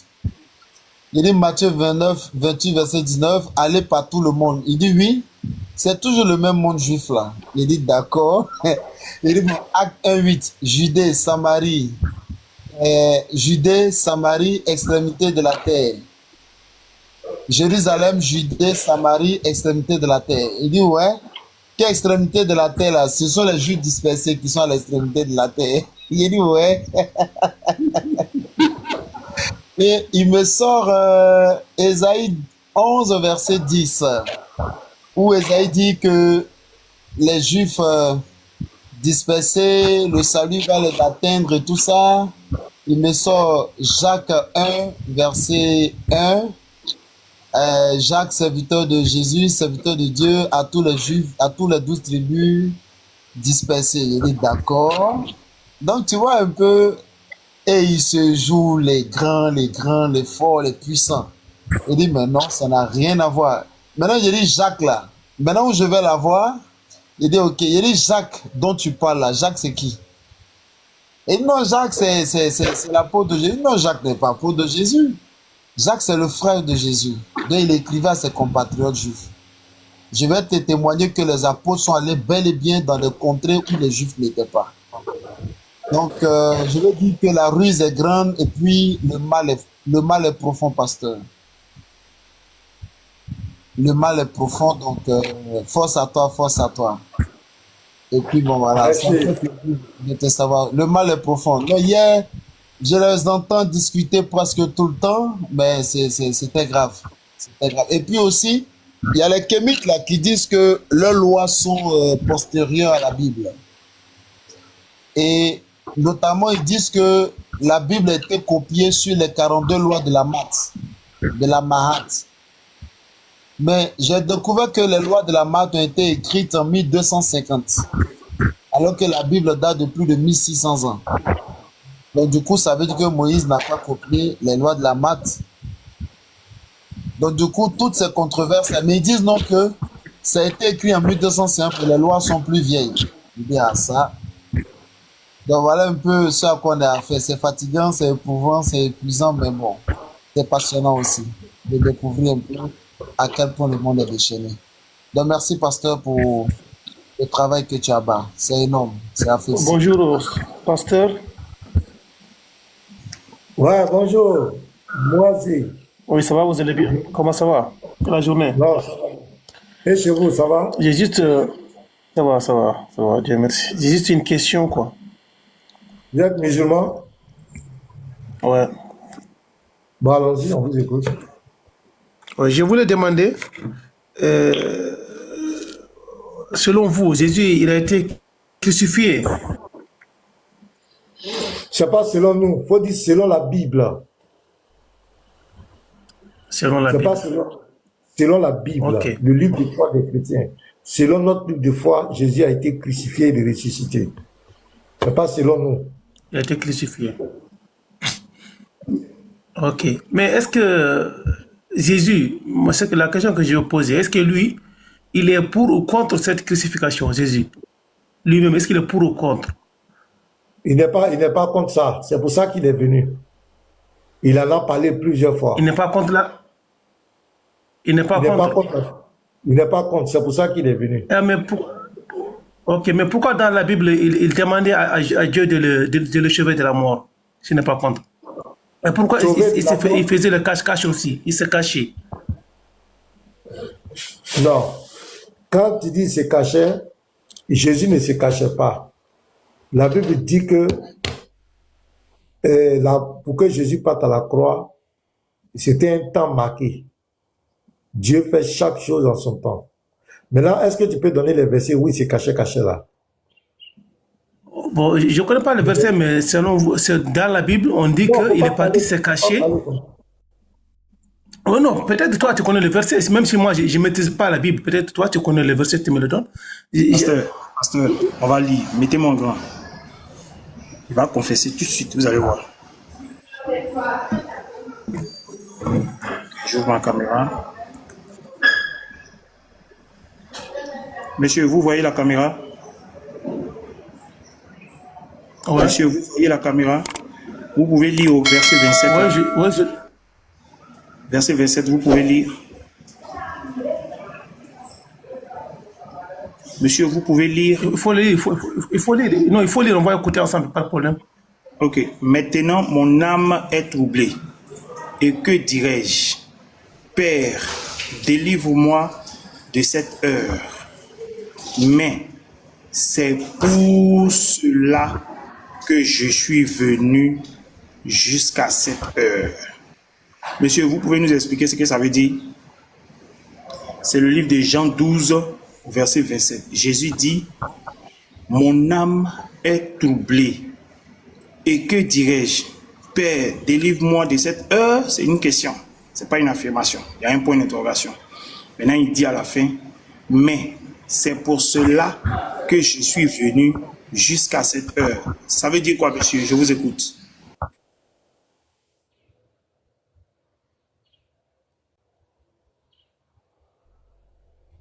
On m'entend pas? On t'entend? On t'entend? C'est lui qu'on Mais a. pourquoi il ne parle pas? Il entend, il réfléchit. Ah, ok, il n'a qu'à réfléchir. Il est parti, hein?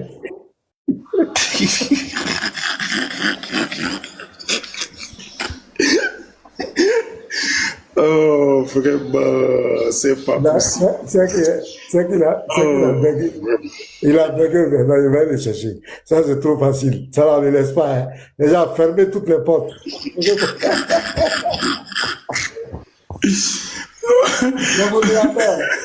Attrapez-le. Même s'il a dans notre panel, allez le récupérer là, Moïse. Ah, tu ne peux pas le laisser comme cela, Moïse. Moïse. Ah, les gars, cherchez-le en commentaire, pardon. Fermez toutes les portes. Ils sont pas. Moïse. Moïse.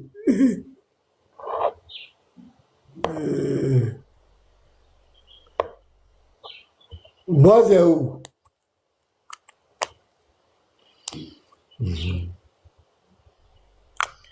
Ah, Moïse, il ne veut pas nous faire ça. Ah, toi aussi.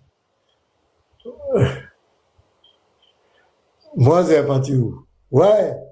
Joël Neymar da Silva. Ah tiens, je lui dois, hein. Joël Neymar da Silva. Sois béni. Les gars, où il est? Cherchez-le en commentaire.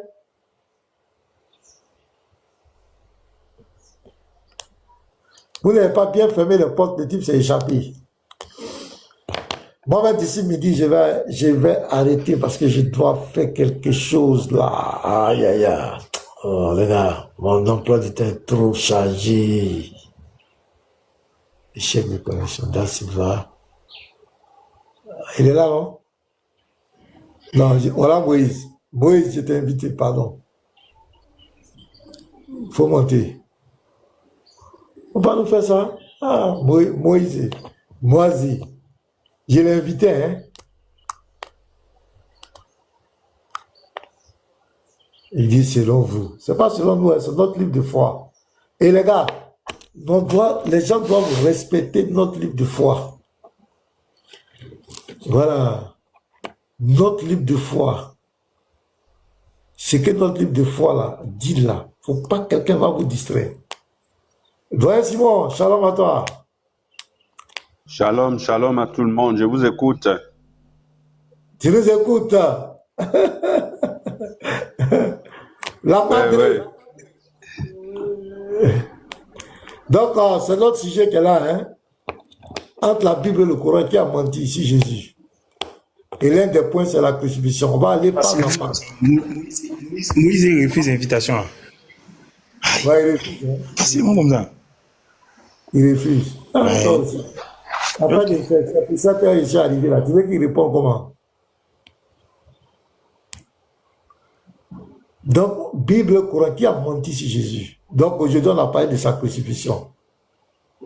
On va parler de sa maman, de son ministère, tout, pas à part. C'est le Coran qui a menti sur la Bible. Donc, prophète des nations, voilà pourquoi ce que nous faisons vraiment pour nous, nous trouvons que c'est l'homme parce que dans la Bible, il est clair. Nous disons que tout chrétien est un apologète. Tous serviteurs de Dieu, les 5 ministères sont des apologètes. Quand il dit Éphésiens 4, versets 11 à 15, c'est clair. Nous sommes là pour empêcher les gens d'emporter les brebis dans tout vent de doctrine avec la ruse, la tromperie et la séduction. Et nous sommes en plein dedans. Dans ce sens, toi-même, tu as constaté hier, tu as confronté un. Voilà, quand on dit monde, il dit c'est le monde juif, c'est extraordinaire. Il a dit Jésus ne comprend pas, c'est lui qui va venir expliquer. Donc, je dis, quand tu es dans un mouvement, que ce soit dans la vie réelle, que ce soit une ONG ou bien un groupement de quelqu'un, à partir du moment où tu adhères, tu es défenseur de ce groupe. Donc, tu ne peux pas être chrétien. Même si tu ne connais pas le Coran. Mais tu ne peux pas être chrétien et voir sur les réseaux sociaux, les gens prennent la Bible, la parole de Dieu, et qui font des interprétations abominables pour détourner les gens de la foi en Christ. Des gens vont venir te dire Jésus était musulman. Quel est l'objectif de dire que Jésus était musulman? Et ils viennent dire Jésus ne connaît pas les chrétiens, il ne connaît pas le christianisme, il ne connaît pas les chrétiens. Mais c'est un mensonge très grave et honteux. Or, Jésus a parlé de son église. Quand il dit Apocalypse 2, Apocalypse 3, Jésus a écrit aux églises. Il n'a jamais écrit à une mosquée. Apocalypse 22, verset 16, il dit, moi Jésus, j'ai envoyé mon ange dans les églises. Question bête, quels sont ceux qui fréquentent les églises? Parce qu'il y a l'église, le mot ecclésia, qui parle de tous ceux qui se sont mis à part, voilà, qui sont sortis d'eux, qui se sont mis à part, ecclésias. Mais l'église représente aussi l'assemblée des saints. Donc là où les saints se rassemblent pour prier, c'est l'église de Jésus. Et même, on sont allés quand même des bâtiments. On a mis ça sur le nom des bâtiments. Voilà, les gens ont dit ça. Maintenant, quels sont ceux qui fréquentent les églises? Quels sont ceux qui forment l'assemblée de l'église de Jésus? Ce sont les chrétiens. Et dans 1 Pierre 4, verset 16, Pierre dit, soyez fiers du mot chrétien. Donc tu vois un mensonge. Moi, il est là, le Lévite. Il est là, il dit de faire, il a fait sa demande, donc il faut le faire remonter.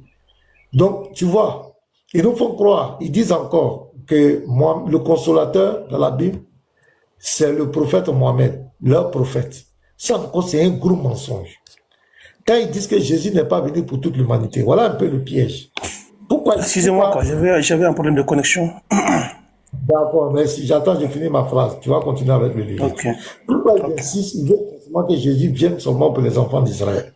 Parce qu'il faille obligatoirement que Jésus vienne pour les enfants d'Israël, pour que Mohamed vienne pour toute l'humanité. Voilà un peu leur stratégie. Pourquoi ils accusent la Bible d'être falsifiée? Parce qu'il faut que la Bible soit falsifiée pour que le Coran ait une raison d'exister. Voici. Donc c'est de la pure manipulation, de la marmaille. Mais l'Église ne peut pas se taire. L'Église ne peut pas rester dans les 4 murs. Ils sont sur les réseaux sociaux. Il faut une confrontation. Il faut que la vérité soit dite. Il y a une volonté de manipuler l'Écriture. Donc, en tant qu'enfant de Dieu, serviteur de Dieu, prédicateur, on ne peut pas se taire. Et il faut se donner les moyens. Et actuellement, nous sommes en train de nous documenter. Et quand tu es dans un débat contradictoire avec ton adversaire, il faut connaître ses forces et ses faiblesses. Il faut l'étudier aussi. Il faut être capable de faire des raisonnements par analogie. De notre combat. Et comme c'est un débat intellectuel, il est écrit, il est aussi écrit, nous, ça ne nous gêne pas. Si c'était une guerre d'épée, de fusil, on allait dire, mon frère, vous avez gagné. Mais comme ce sont les Écritures, nous sommes là. Et c'est de bonnes guerres. Et crois-moi, prophète des nations, le résultat est extraordinaire. Parce que les messages qui nous parviennent, les encouragements, les gens qui sont édifiés, par des gens qui étaient à un pas de rentrer dans cette religion. Parce que d'autres, on leur a fait croire que c'est le même Dieu qui a envoyé tous les prophètes, qui a envoyé Mohamed, et les autres prophètes là, les écrits ont été falsifiés, et là, le Dieu véritable s'est tourné vers les Arabes, qui a pris Mohamed qui est venu tout rétablir. Voilà un gros mensonge encore. Mais quand on a commencé les enseignements, il y a des femmes qui sont montées, il y a une femme qui était prête à marier un musulman, parce que pour elle c'était le même Dieu. Quand elle a monté publiquement pour dire non, j'ai dit, j'ai fait un live un jour, il y a une maman qui m'a appelé. Elle dit, voilà, mon neveu était prêt à embrasser l'islam. Je lui ai fait écouter ton live. Pasteur, il a renoncé. Il y en a plein de témoignages. D'autres côtés, la semaine passée, j'ai converti comme ça une dame. C'est son mari un musulman. Elle est venue. Je l'ai converti. Bon, ça dit, il y a tellement de résultats, il y a tellement de choses. Donc, comme on ne peut pas faire les choses en fanfare, d'autres veulent rester dans l'anonymat. Donc, c'est vraiment bien. Les Lévites, je te passe la parole. Donc, prophète des nations, c'est un peu ça. Ok. Monsieur Moïse. Oui, ça va. Oui. Tu as dit que si Jésus est vraiment venu pour mourir, pourquoi il prie pour ne pas mourir? Maintenant, je te lis ce verset. Jean 12, verset 27. Il est écrit, « Maintenant, mon âme est troublée. Et que dirais-je? Père, délivre-moi de cette heure. Mais c'est pour cela que je suis venu jusqu'à cette heure. » J'ai dit, il faut m'expliquer ce verset-là. Je me mute. Non, il faut l'expliquer. Moi, je t'écoute, il n'y a pas de problème. C'est juste un échange. J'ai posé un verset, j'ai dit, il faut m'expliquer. Aïe, il faut m'expliquer le verset-là. Je me mute, je t'écoute. Le Lévite, en fait, le monsieur, il dit qu'il ne comprend pas. Lui, il veut comprendre. Donc, toi, de lui expliquer, en fait. Ouais, non, il comprend très bien. Je ne marche, monsieur prophète, je ne marche pas comme ça. Hein. Je pose un verset, je demande au monsieur qui est venu faire une affirmation que si Jésus n'est pas venu pour mourir, pourquoi il ne veut pas aller mourir? Donc je plaque un verset, je lui demande de m'expliquer. Non, moi, je n'ai pas dit Jésus n'est pas venu pour mourir. Moi, j'ai posé une question. Moi, je vous ai posé une question de me répondre. J'ai dit, est-ce qu'il est pour ou contre? Est-ce qu'il est pour ou contre sa crucifixion? Répète ta question. Répète ta question. J'ai dit, est-ce que Jésus est pour ou contre sa crucifixion? Jésus, est-ce qu'il est pour ou contre sa crucifixion? Et tu as dit pourquoi il passait le temps à se cacher. Tu as dit justement, Simon vient. Le temps à se cacher. Ouais, Simon vient. On vient. Soit la ruse, soit vérité. On va y arriver. Moi, je le connais où? Je le connais. Ceux-là, je le connais. J'ai dit, tu as posé une question. Non, attends, tu as posé une question. Tu dis, est-ce que Jésus est pour ou contre sa crucifixion? J'ai dit, oui, il est pour sa crucifixion. Je t'ai répondu, oui. Maintenant, la suite, c'est quoi? Donc, il faut me démontrer pourquoi il est pour. Parce que moi, c'est que je ne comprends pas. Lui, si Dieu l'a envoyé pour venir sauver l'humanité, il doit mourir pour que l'humanité soit sauvée. Mais pourquoi il s'est caché? Donc, il doit se délivrer aux gens pour que je suis là. Mon sang est béni, donc tuez-moi. Pourquoi il s'est caché? Et pourquoi aussi il a maudit aussi Judas? Pourquoi il a maudit Judas? Ça fait combien de questions en tout? Oui, mais c'est deux questions, mais ça rappelle... Monsieur, j'ai juste demandé, ça fait combien de questions? Ok, donc, je me réfère juste à la première question. Je veux que tu me réponds. La première question, c'est laquelle? Dieu l'a envoyé pour qu'il vienne mourir pour nos péchés. Donc, pourquoi il n'est pas venu se délivrer aux gens directement? Je suis là, tuez-moi, mon sang est béni. Pourquoi il se cachait? Et pourquoi il priait à Dieu encore de lui sauver de la mort? Pourquoi? Tu poses combien de questions? Tu poses combien de questions? Pose une seule question. Pose une question, je vais te répondre. Est-ce que je peux répondre au monsieur, s'il te plaît? Non. Oh, bon, ok, allez-y, parlez. D'accord. Monsieur Moïse, d'abord, pourquoi tu t'appelles Moïse? Tu as le même nom que moi. Moi, c'est Moïse. Pourquoi toi aussi? C'est la même chose là? Oui, moi c'est Moussa. Non, c'est Moussa, oui. C'est juste que j'ai mis ça, Moïse. Moi aussi, c'est Moussa et puis j'ai mis Moïse. Hein. On a le même nom alors. Ok, Inch'Allah. D'accord. Salam alors. Wa alaykoum salam. Ok, d'accord. La question que tu poses ici, c'est de savoir, et tu as raison de poser cette question. Ouais. Moi, je crois que tu as raison parce que voici quelqu'un qui est venu mourir pour l'humanité, il vient et puis il bouffe le riz, il mange partout, il se promène. Et puis là, il se montre aux gens, venez me tuer, je suis venu mourir pour vous. Okay. Alors, il y a des bruits là. Qui a ouvert le micro? D'accord, donc tu as parfaitement raison, tu vois, Moussa. Homo, je vais t'appeler Homo. Hein? Voilà, donc Homo, tu as raison. Maintenant il ne le fait pas parce que Si Jésus vient pour dire tuez-moi, c'est un suicide et puis personne ne l'aurait fait. Il fallait plutôt, parce que tu sais, le sacrifice qu'on attachait dans le Lévitique, dans l'Ancien Testament, les bêtes, c'était pas que les bêtes venaient se livrer au sacrificateur pour dire venez me tuer, comme ça vous aurez le pardon de vos péchés. C'est le sacrificateur lui-même qui décidait de choisir l'animal et puis de pouvoir lui transmettre le péché, enfin lui donner les raisons pour lesquelles il le tuait. Donc ça veut dire que Jésus aussi, il fallait des raisons valables. Et les raisons pour lesquelles Jésus a été crucifié, c'était parce que il se disait fils de Dieu. C'était également parce que il se disait égal à Dieu. Et il se disait chemin, vérité et vie. Et ça, il n'aimait pas, il ne supportait pas.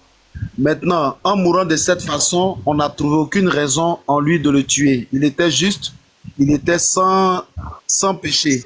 Et le juge qui devrait condamner Jésus a dit, ah, le monsieur que vous voulez que je vous livre pour le tuer là, je ne trouve rien en lui pour qu'il puisse mourir. Et les Juifs ont dit, non, on s'en fout. Il a fait quelque chose, il n'a rien fait, nous on veut qu'il meure seulement. Donc voici pourquoi la mort de Jésus est un sacrifice. C'est un sacrifice parce que il est mort de façon innocente. Et deuxièmement, il avait les moyens de se défendre, mais il ne s'est pas défendu, il a laissé faire. Donc voilà pourquoi nous disons que la mort de Jésus est un sacrifice et pas un suicide. Tu vois, contrairement à Muhammad, lui, il n'est pas mort parce qu'il voulait. Tu as vu quand ils ont empoisonné mouton pour donner à Muhammad, il a mangé, il a souffert, il a lutté, ils ont pris toutes les plantes pour le soigner, mais il n'a pas pu, il est mort. Mais Jésus, lui, il avait la capacité de vivre, mais il est resté en vie. C'est pourquoi Jésus aujourd'hui, et puis tu as vu que la mort n'a pas pu le garder. Donc comme la mort n'a pas pu le garder, il est ressuscité de la mort. C'est pourquoi aujourd'hui, nous avons la vie éternelle en Jésus-Christ. Donc c'est une preuve. Et il est sûr, Jésus. Donc, Homo, voilà un peu pourquoi ça s'est fait un peu comme ça. Donc, ceux qui ont sacrifié Jésus, ceux qui ont tué Jésus, eux, ils sont sauvés ou ils ne sont pas sauvés? Ceux qui ont sacrifié Jésus, ils ont commis un péché. Et puis bon, en ce qui concerne le salut ou pas, parce que tu as vu, parmi ceux qui ont sacrifié Jésus, qui ont tué Jésus, il y a un parmi eux qui a dit après, il a regretté lui-même. Il dit, j'ai mal fait, hein. Cet homme-là, il était vraiment le fils de Dieu. Donc lui aussi s'est repenti là-bas. Les bandits qui se moquaient de lui, il y a un aussi qui dit, on est en train de mal faire, lui là, il n'a rien fait. Mais pardon, si tu reviens, il faut te souvenir de moi. Donc chacun de ces Pilate même qui était le juge s'est repenti. Il allait laver ses mains, il dit, votre affaire de Jésus là, moi je ne suis plus dedans. La femme même du juge là, elle dit, le monsieur, on n'a qu'à le libérer. Donc chaque élément s'est détaché de cette affaire. Même parmi des juifs aussi, c'est pas tous qui étaient d'accord. D'autres pleuraient, d'autres aussi. Plus tard, tu as vu en Luc 24, il y a des disciples même qui regrettaient, ils pleuraient, ils disaient, voici quelqu'un qui était bien comme ça, les gens se sont levés et puis l'ont tué. Vraiment, c'était notre espoir. Or, eux-mêmes, c'était des juifs. Donc, tout le monde n'était pas d'accord. Mais par contre, ceux qui l'ont fait, eux là, ça a chauffé sur eux après. D'autres ont pleuré, d'autres se sont repentis. Même Judas lui-même là, il n'a pas pu supporter, il allait ramener l'argent, mais c'était trop tard pour lui.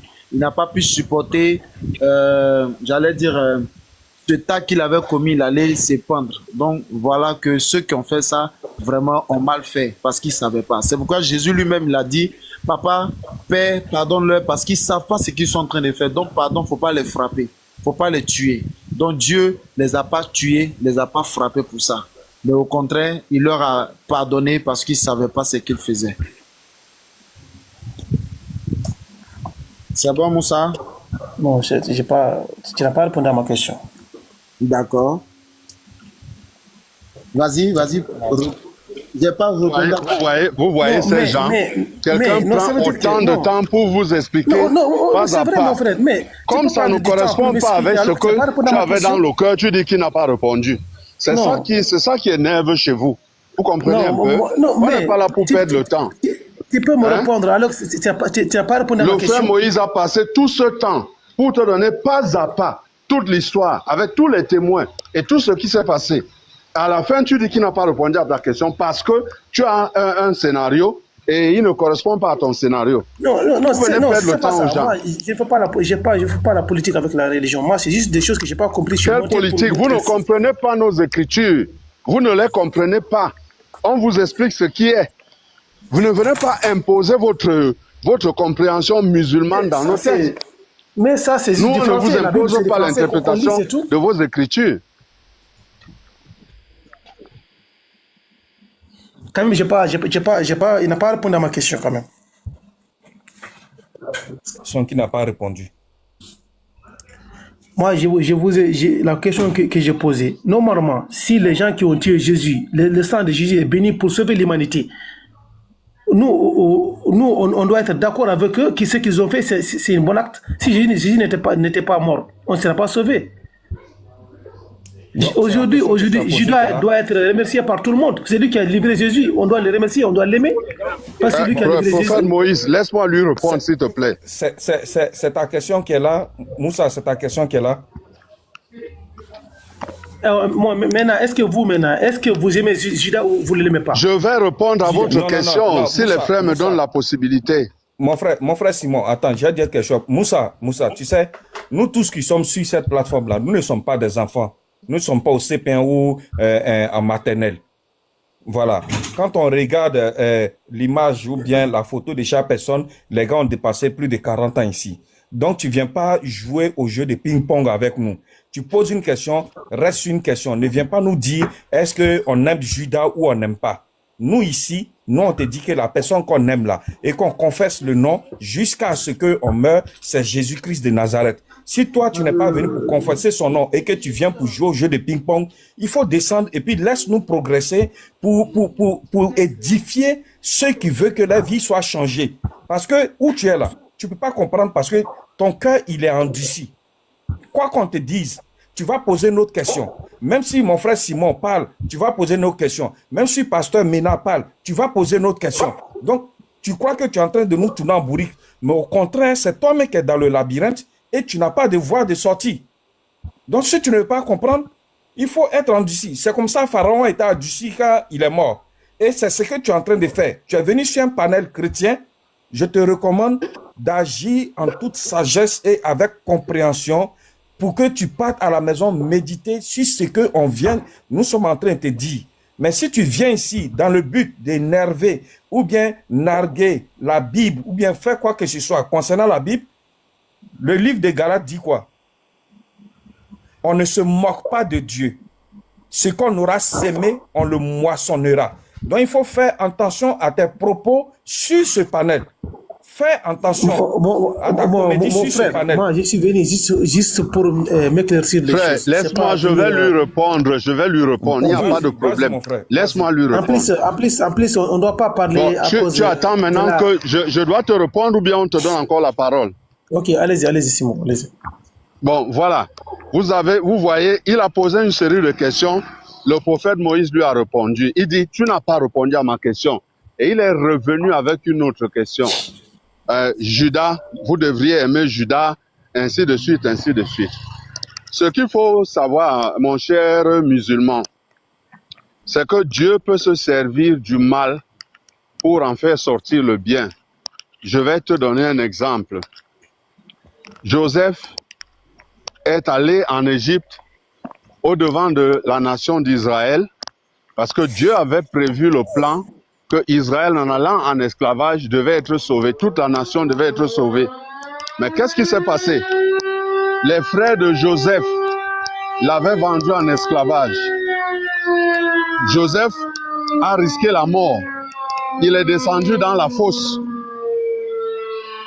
parce que ses frères l'avaient vendu aux Ismaélites. Les Ismaélites l'ont vendu à Potiphar. Dans la maison de Potiphar, on l'a jeté en prison. Il a été condamné pour des actes qu'il n'avait pas commis. Et le jour où Joseph a rencontré ses frères, qu'est-ce qu'il a dit quand ses frères se sont rendus compte qu'il avait une position d'autorité auprès de Pharaon et qu'il pouvait les broyer en un seul instant?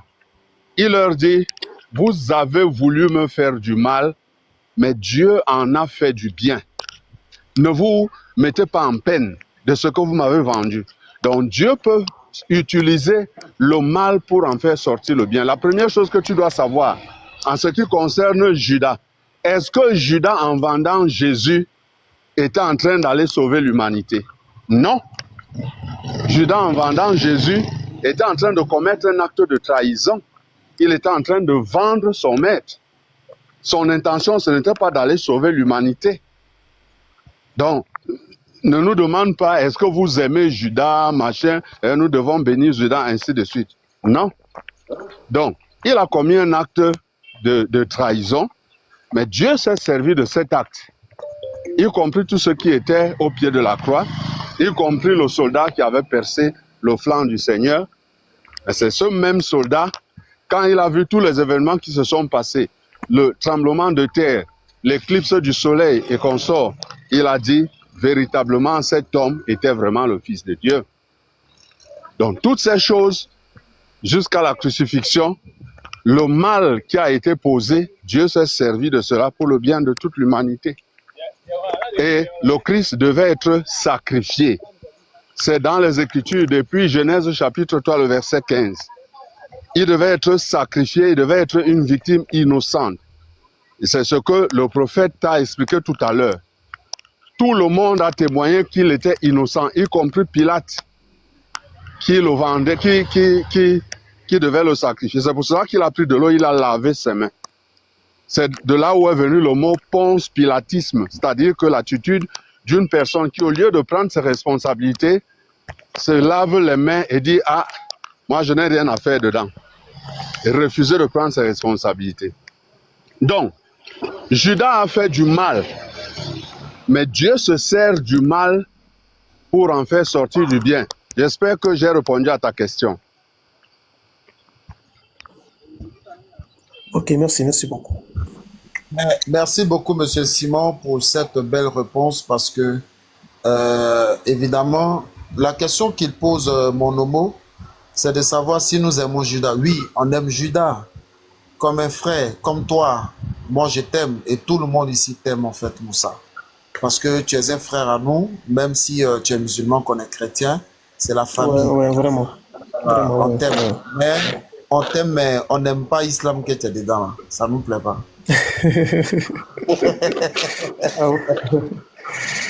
Que Dieu nous donne la bonne compréhension, Inch'Allah. Voilà, non, la bonne voie là, c'est vraiment Jésus. Tu vois, moi aussi. Oui, parce qu'on est tous en train de chercher le même paradis, quoi. Il n'y a pas deux paradis ou trois paradis, c'est le même paradis. Parce qu'il y a un seul paradis. Il y a des contradictions, il y a seulement des contradictions entre les musulmans. On est d'accord sur beaucoup de points. Il y a aussi des contradictions. Tu as vu l'histoire de Joseph qui vient de parler, cette histoire est dans le Coran. C'est une sourate entière qui est dédiée sur Joseph, une sourate qui parle de l'histoire de Joseph depuis que ses frères lui ont comploté jusqu'à il est parti en Égypte et trouver sa famille, tout est dans le Coran, tu as vu. Et on sait, il y a beaucoup de choses qu'on partage ensemble, quoi, entre l'islam et le christianisme. Mais chez nous, en islam, Jésus aussi est mentionné dans le Coran, donc comme étant un simple prophète. Il n'a jamais dit qu'il était Dieu et il n'a jamais été Dieu aussi. T'as vu? Non. Aussi, sa crucifixion aussi est citée aussi. Homo, permets-moi rapidement comme le pasteur Mena aussi doit aller faire quelque chose tout à l'heure, et puis moi aussi je vais aller faire quelque chose. Donc rapidement, je vais te dire. Sache que ce que tu dis, en fait, quand tu dis on dit les mêmes choses, on ne dit pas les mêmes choses. Tu vois un peu, le Coran est venu copier un peu tout ce qui était dans la Bible, un peu tout ça, pour recopier, pour faire un peu joli son livre. Parce que sans les histoires tirées de la Bible, le Coran même n'a rien à dire. Il n'y a rien de bon. La preuve que vous-même, les musulmans, tellement que le Coran lui-même n'arrive pas à bien s'expliquer, il y a les hadiths de Bukhari, de il s'appelle comment là, non? Il y a plein qui sont à côté pour expliquer, pour ajouter, pour comprendre. Donc sache que, en réalité, Moussa, c'est que le Coran a copié les histoires de la Bible, mais dans le mauvais sens. Donc, le Jésus qui est mentionné dans le Coran, là, c'est un Jésus trafiqué. Son histoire est trafiquée. Donc, la vraie histoire de Jésus, c'est celle qui est dans la Bible. Donc, Homo, je veux que tu comprennes ça. Que le Coran, c'est un livre qui a été monté de toutes pièces pour venir tricher la Bible. Mais en réalité, elle n'a pas réussi. Tu es là? Je suis là. Voilà, ok. Donc, il faut que tu saches que le Coran, tu vois, là-bas, on dit Allah a parlé à Mahomet, mais tu vois qu'en réalité, c'est pas un ange. Donc, tous les prophètes qui sont dans la Bible, là, c'est pas un ange qui venait leur donner quelque chose, c'est eux-mêmes qui parlaient avec Dieu. Eux-mêmes là.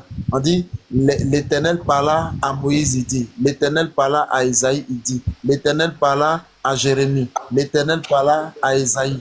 Mais dans Muhammad là, lui là, jamais Allah parla à Muhammad. Et puis tous les prophètes de la Bible là, quand ils ont vu Dieu là, ils étaient contents.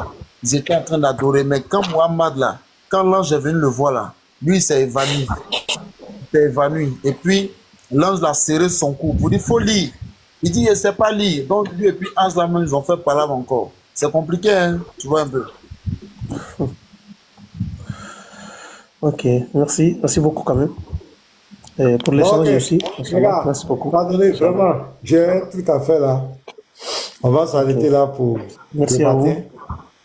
Voilà, merci. Attends, prophète Samuel, s'il a quelque chose à dire rapidement, mais je vais m'arrêter là. Je dois faire un truc là. C'est pas facile, l'emploi du temps. Ouais, prophète Samuel, tu as quelque chose à dire? Shalom, pasteur Mena, shalom à tout le panel. Vraiment que le Seigneur vous bénisse pour tout ce que vous faites pour l'œuvre du Christ.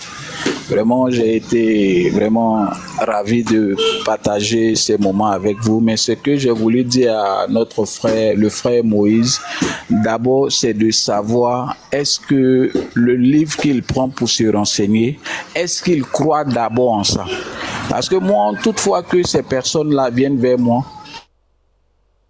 quand il me demande, il dit, homme de Dieu, voici. Il dit, non, je te pose une question. Est-ce que tu crois en ce livre? Parce qu'un livre auquel tu ne crois pas, tu ne peux pas prendre ça pour pouvoir te renseigner.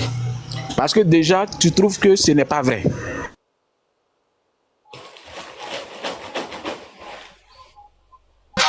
Tu te sers de ça par moment pour pouvoir demander, te renseigner, alors que toi-même, dans ton fond intérieur, tu sais que c'est pas vrai, selon ta compréhension.